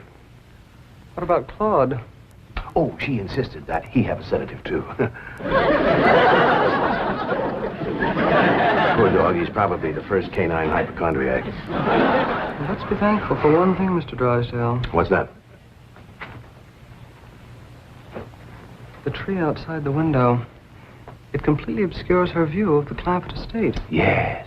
And if that tree should ever lose its leaves and she gets one look at those hillbillies... It shall not happen. The Clampetts have agreed to accompany me to Palm Springs. Fine, fine. Now, you keep them there until I get Margaret back to Boston. Can do, and will do. Maybe it's for the best that you know about that poor woman next door, Elly. Now you can pitch in and help us get her cured. Yep. I'll need you to help find the makings from a sobering up mash. That's what I'll give her first. But Miss Jane said she was taking us to Palm Springs. Folks don't run off and leave the neighbors when he's in trouble. What all you gonna need for your sobering up mash, Granny? Well, most of the stuff I got. But it takes cocoon root, wretchweed, sourdough, skunk oil, chimney soot, spider webs, horse mint, snake wort, pepper leaves, chicken gizzards, stump water, coal oil, slippery elm ooze, and turpentine, and a few more things that's secret. Oh, and the biggest toad you can find. Granny, you use a live toad? That's just for testing. I give it a swaller to see how far it jumps. Last time Granny used a sobering up mash, set a new record. Clean over the top of Elverny Bradshaw's clothesline. That's tall jumping for a toad. Oh, this wasn't no toad. This was Elverny's husband, Homer. It was him Granny was sobering up. Well, Elly, if you're going out in the brush hunting stuff for Granny, you'd best put on some old clothes. Okay, Pop. Well, let's get a-going.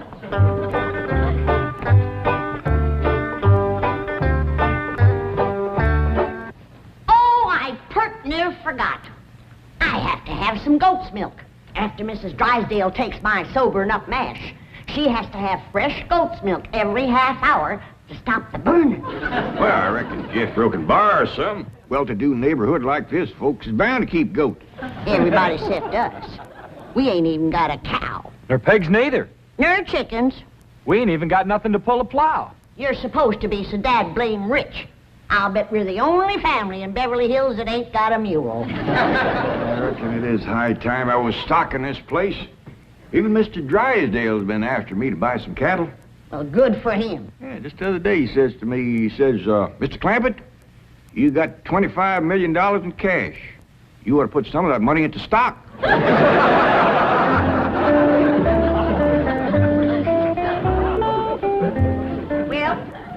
better get busy now if we're going to find... There goes that music again. Jethro, did you ever find out where that's coming from? No, sir, I didn't. Every time I went to looking for it, somebody always come to the door. This time I'm gonna find it for sure. Yeah, good hunting. Me and Granny will be figuring out what stock to buy.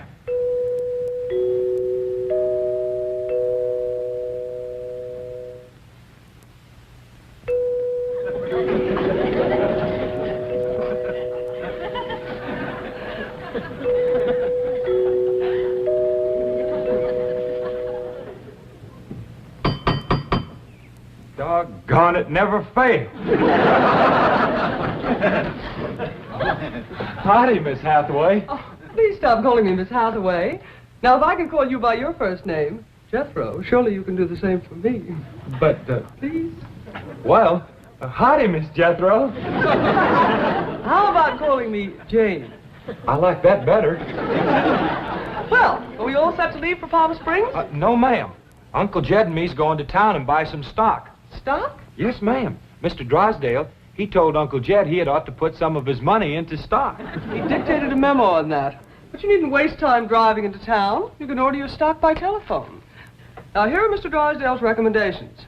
He doesn't want your Uncle Jed to get a bum steer. Oh, Uncle Jed, he wouldn't buy no bum steer. He has to be cautious in the bull market. You gotta be careful with cows, too. Jethro, you have the most delightfully bucolic sense of humor. Now then, would you like to ride to Palm Springs with me, or would you prefer to drive and meet me there?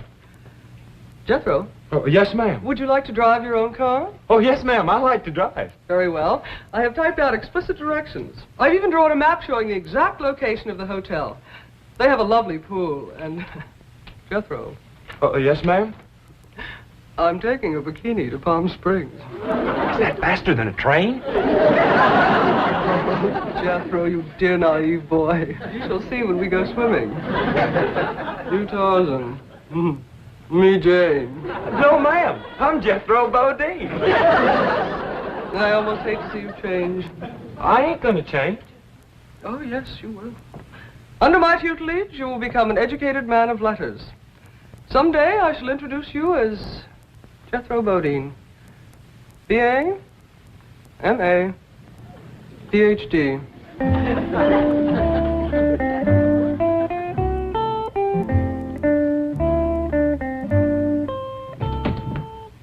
Awful smart woman, but that ain't the way you spell Bodine. All I know is this is the kind of stock Mr. Drysdale thinks is good.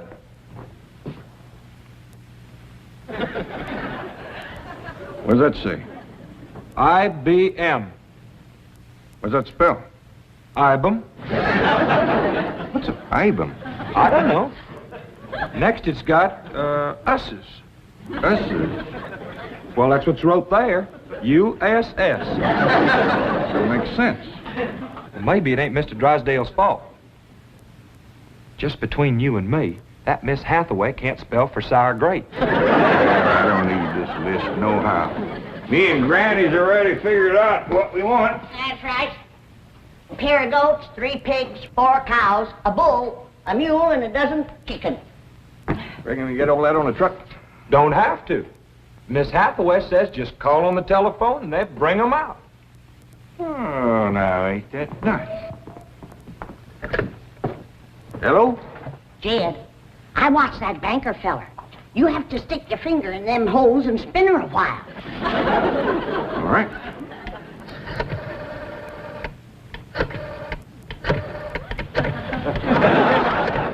Reckon that ought to do it. Operator. Oh, howdy, ma'am. This here is Jed Clampett. I'd like to buy some stock. What number do you wish? Number? Oh, a couple of goats, 3 pigs, 4 cows, a bull, a mule, and a dozen chickens. I'll give you information. Well, thank you, ma'am. I appreciate all the information you can give me. It's the first time I ever bought stock on the telephone. Perhaps I'd better connect you with a supervisor. 2 heads is better than 1. Supervisor speaking. May I help you? Well, thank you, ma'am. This here is Jed Clampett. I'd like to buy some stock. Do you know the number you wish to reach? Well, that's more or less up to the animals. But the number I want to start with is a couple of goats, 3 pigs, 4 cows, a bull, a mule, and a dozen chickens. It sure is a dandy pen, Jethro. As soon as Elly gets back from the Drysdale, she can milk this here goat.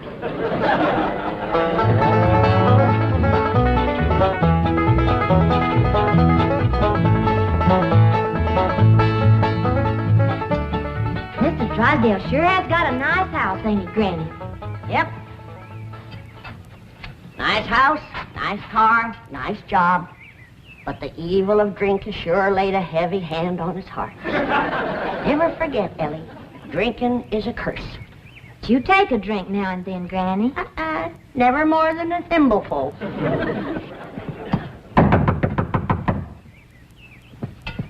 Oh, Elly, you might have to hold Mrs. Drysdale while I spoon my sobering up mash down her. I'll throw a double scissors and an arm lock on her. Just so you don't cut off her wind, if she can't breathe. Yes? Howdy. We've come to see Miss Drysdale. I'm sorry, madam, but Mrs. Drysdale cannot be disturbed. Are you her kin? I'm a butler. Oh, that must have been her maiden name. You were taking care of her, are you?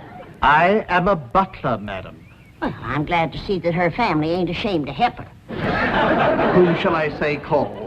Well, this here's Granny, and I'm Elly May. Pa and Jethro would have come too, but they're busy with the cattle. Very good. Hold on now. We've come to see Miss Drysdale. Mrs. Drysdale is indisposed, madam. She is not receiving. Oh, still sleeping it off, huh? Well, when she comes to, you just spoon half of this down her and then stand back. Yeah, she'll commence to doing some tall jumping. Don't bite you. We'll be back later with the goat's milk. Want me to stay and help you do for Miss Drysdale? We are managing, thank you. Are you doing the washing and the cleaning and the cooking for her? Certainly not. Oh, just letting it pile up on her, huh? I am a butler. Oh. Want me to haul him out of there, Randy, and wrestle him down? Kin folks have certain rights. Family comes first. He sure is proud of that family name, ain't he? Yeah. To hear him talk, the butlers don't get wet when it rains. Did you say something, dear? Well, speak up, dear. Can I get you something? Come in. I beg your pardon, sir. The butler said some people from a ranch brought this for Madame. From a ranch? Well, he said they mentioned cattle. They called themselves Granny and Elly May. The Clampetts. They haven't gone to Palm Springs. Come on, Jethro. Get him in through that gate. That's the way. Suey! Pick! Ah! Get in there. Get in there, Pig! Get in, Pig! Come on! Get Pig! That's the way. Suey! No, surely not.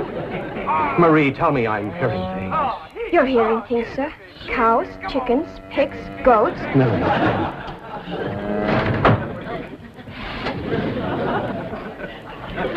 Anything I can do, sir? Pray, Marie. Pray.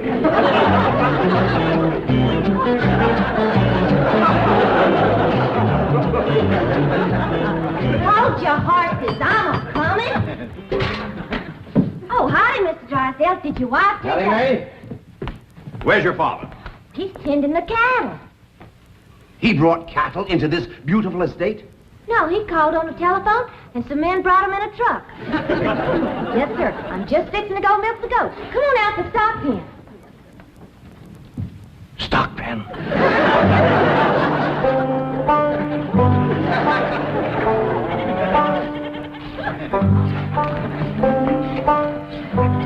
Yes, sir, Mr. Drysdale. I finally took your advice and put some of my money into stock. How's that goat milk, Elly? Just fine, Pa.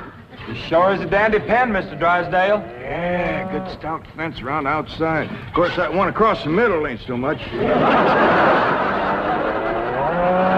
Bulls already jumped it twice, and it ain't even mating season.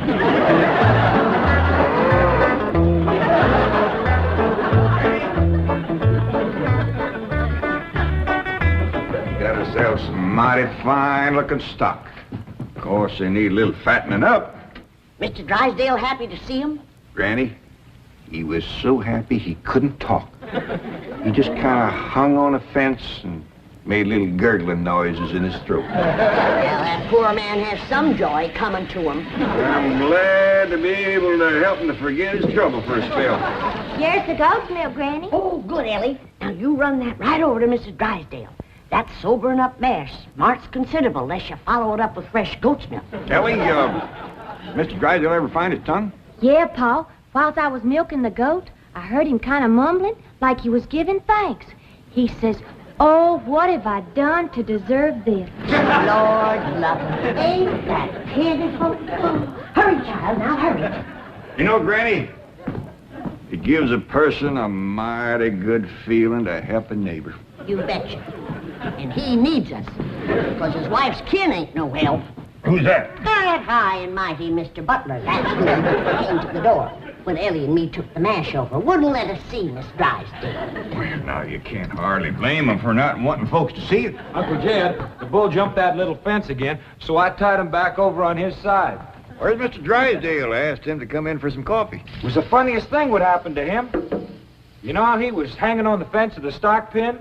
Kind of gurgling and mumbling happy-like? Yeah. Well, all of a sudden, he points up towards his house and says, "My wife. That's her window." Then he goes tearing off into the bushes like a bear was after him. She took some mash and he seen her jumping. Like Elly is going to get there with the goat's milk just in time. Oh, Sonny. Sonny, your mumsy just had the most ghastly dream. I was going to see our new neighbors, the Clampetts, and suddenly this dreadful giant appeared with a huge gun and shot my beautiful fox fur. Isn't that the most dreadful... Claude, what are you eating? Oh, did Ravenswood bring my darling boy some nice fishy scraps? Claude. Claude! Marie, come and get Claude. What's the matter, dear? Claude, he's having a seizure or something. Is something wrong? Yes, Marie. Open the window. Yes, let's have some fresh air. No. You take Claude to the doctor. I'll get the window.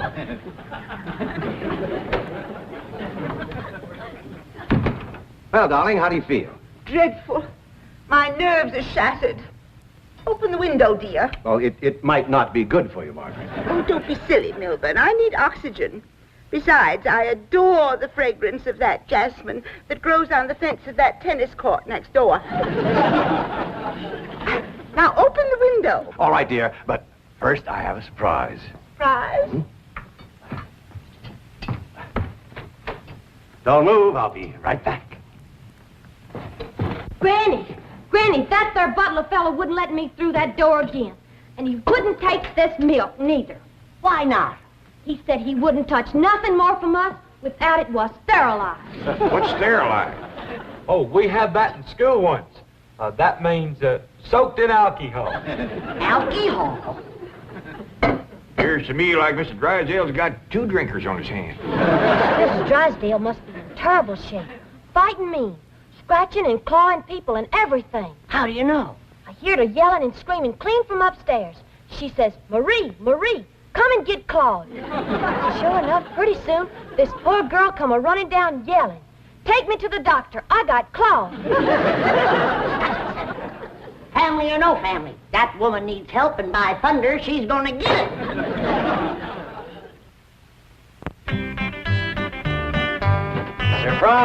Surprise!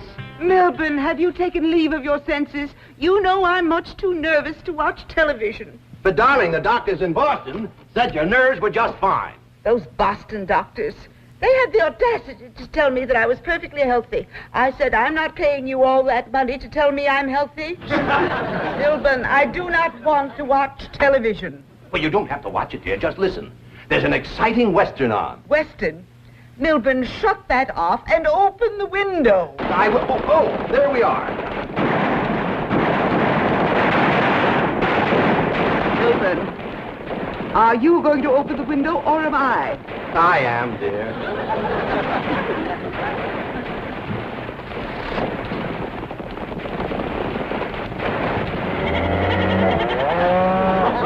There, you see, the cattlemen and the sheepmen are fighting it out. Well, if you won't turn it off, I will. Oh, dear, I do admit that's a very old plot, but I'm sure we can get something better.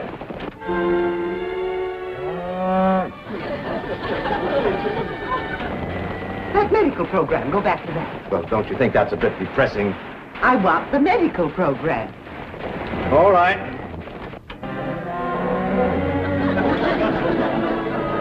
Milburn, I still hear the cattle and the goats.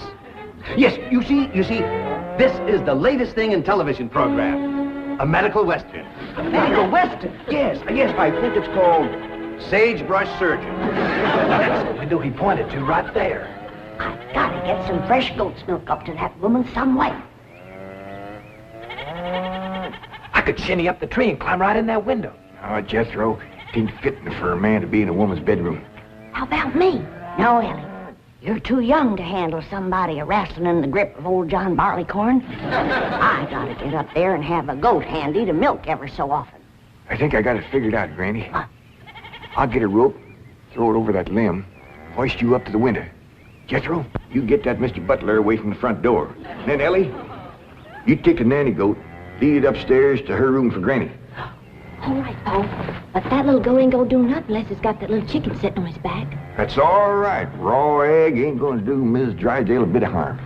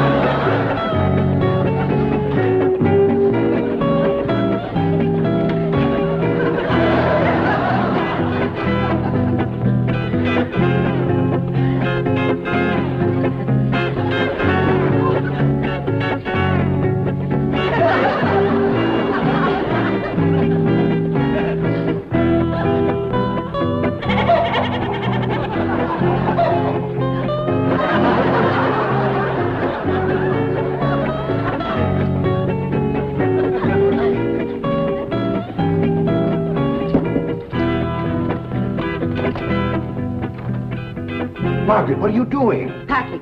I'm leaving immediately. Oh, don't leave me. I love you. I love you too, Milburn.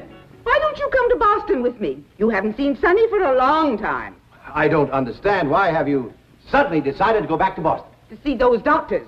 Let them dare to tell me now I don't have a nervous condition. I'm even having hallucinations. It's wonderful. Hallucinations?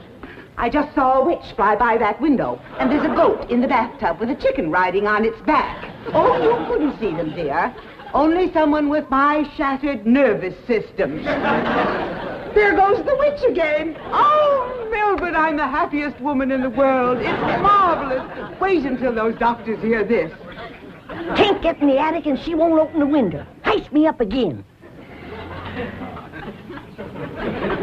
Here, Milburn.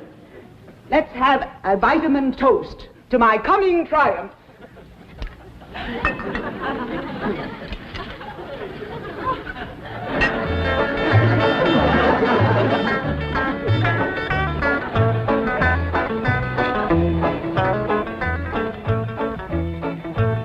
It's too late, Jed. What do you mean, Granny? We didn't get to her in time.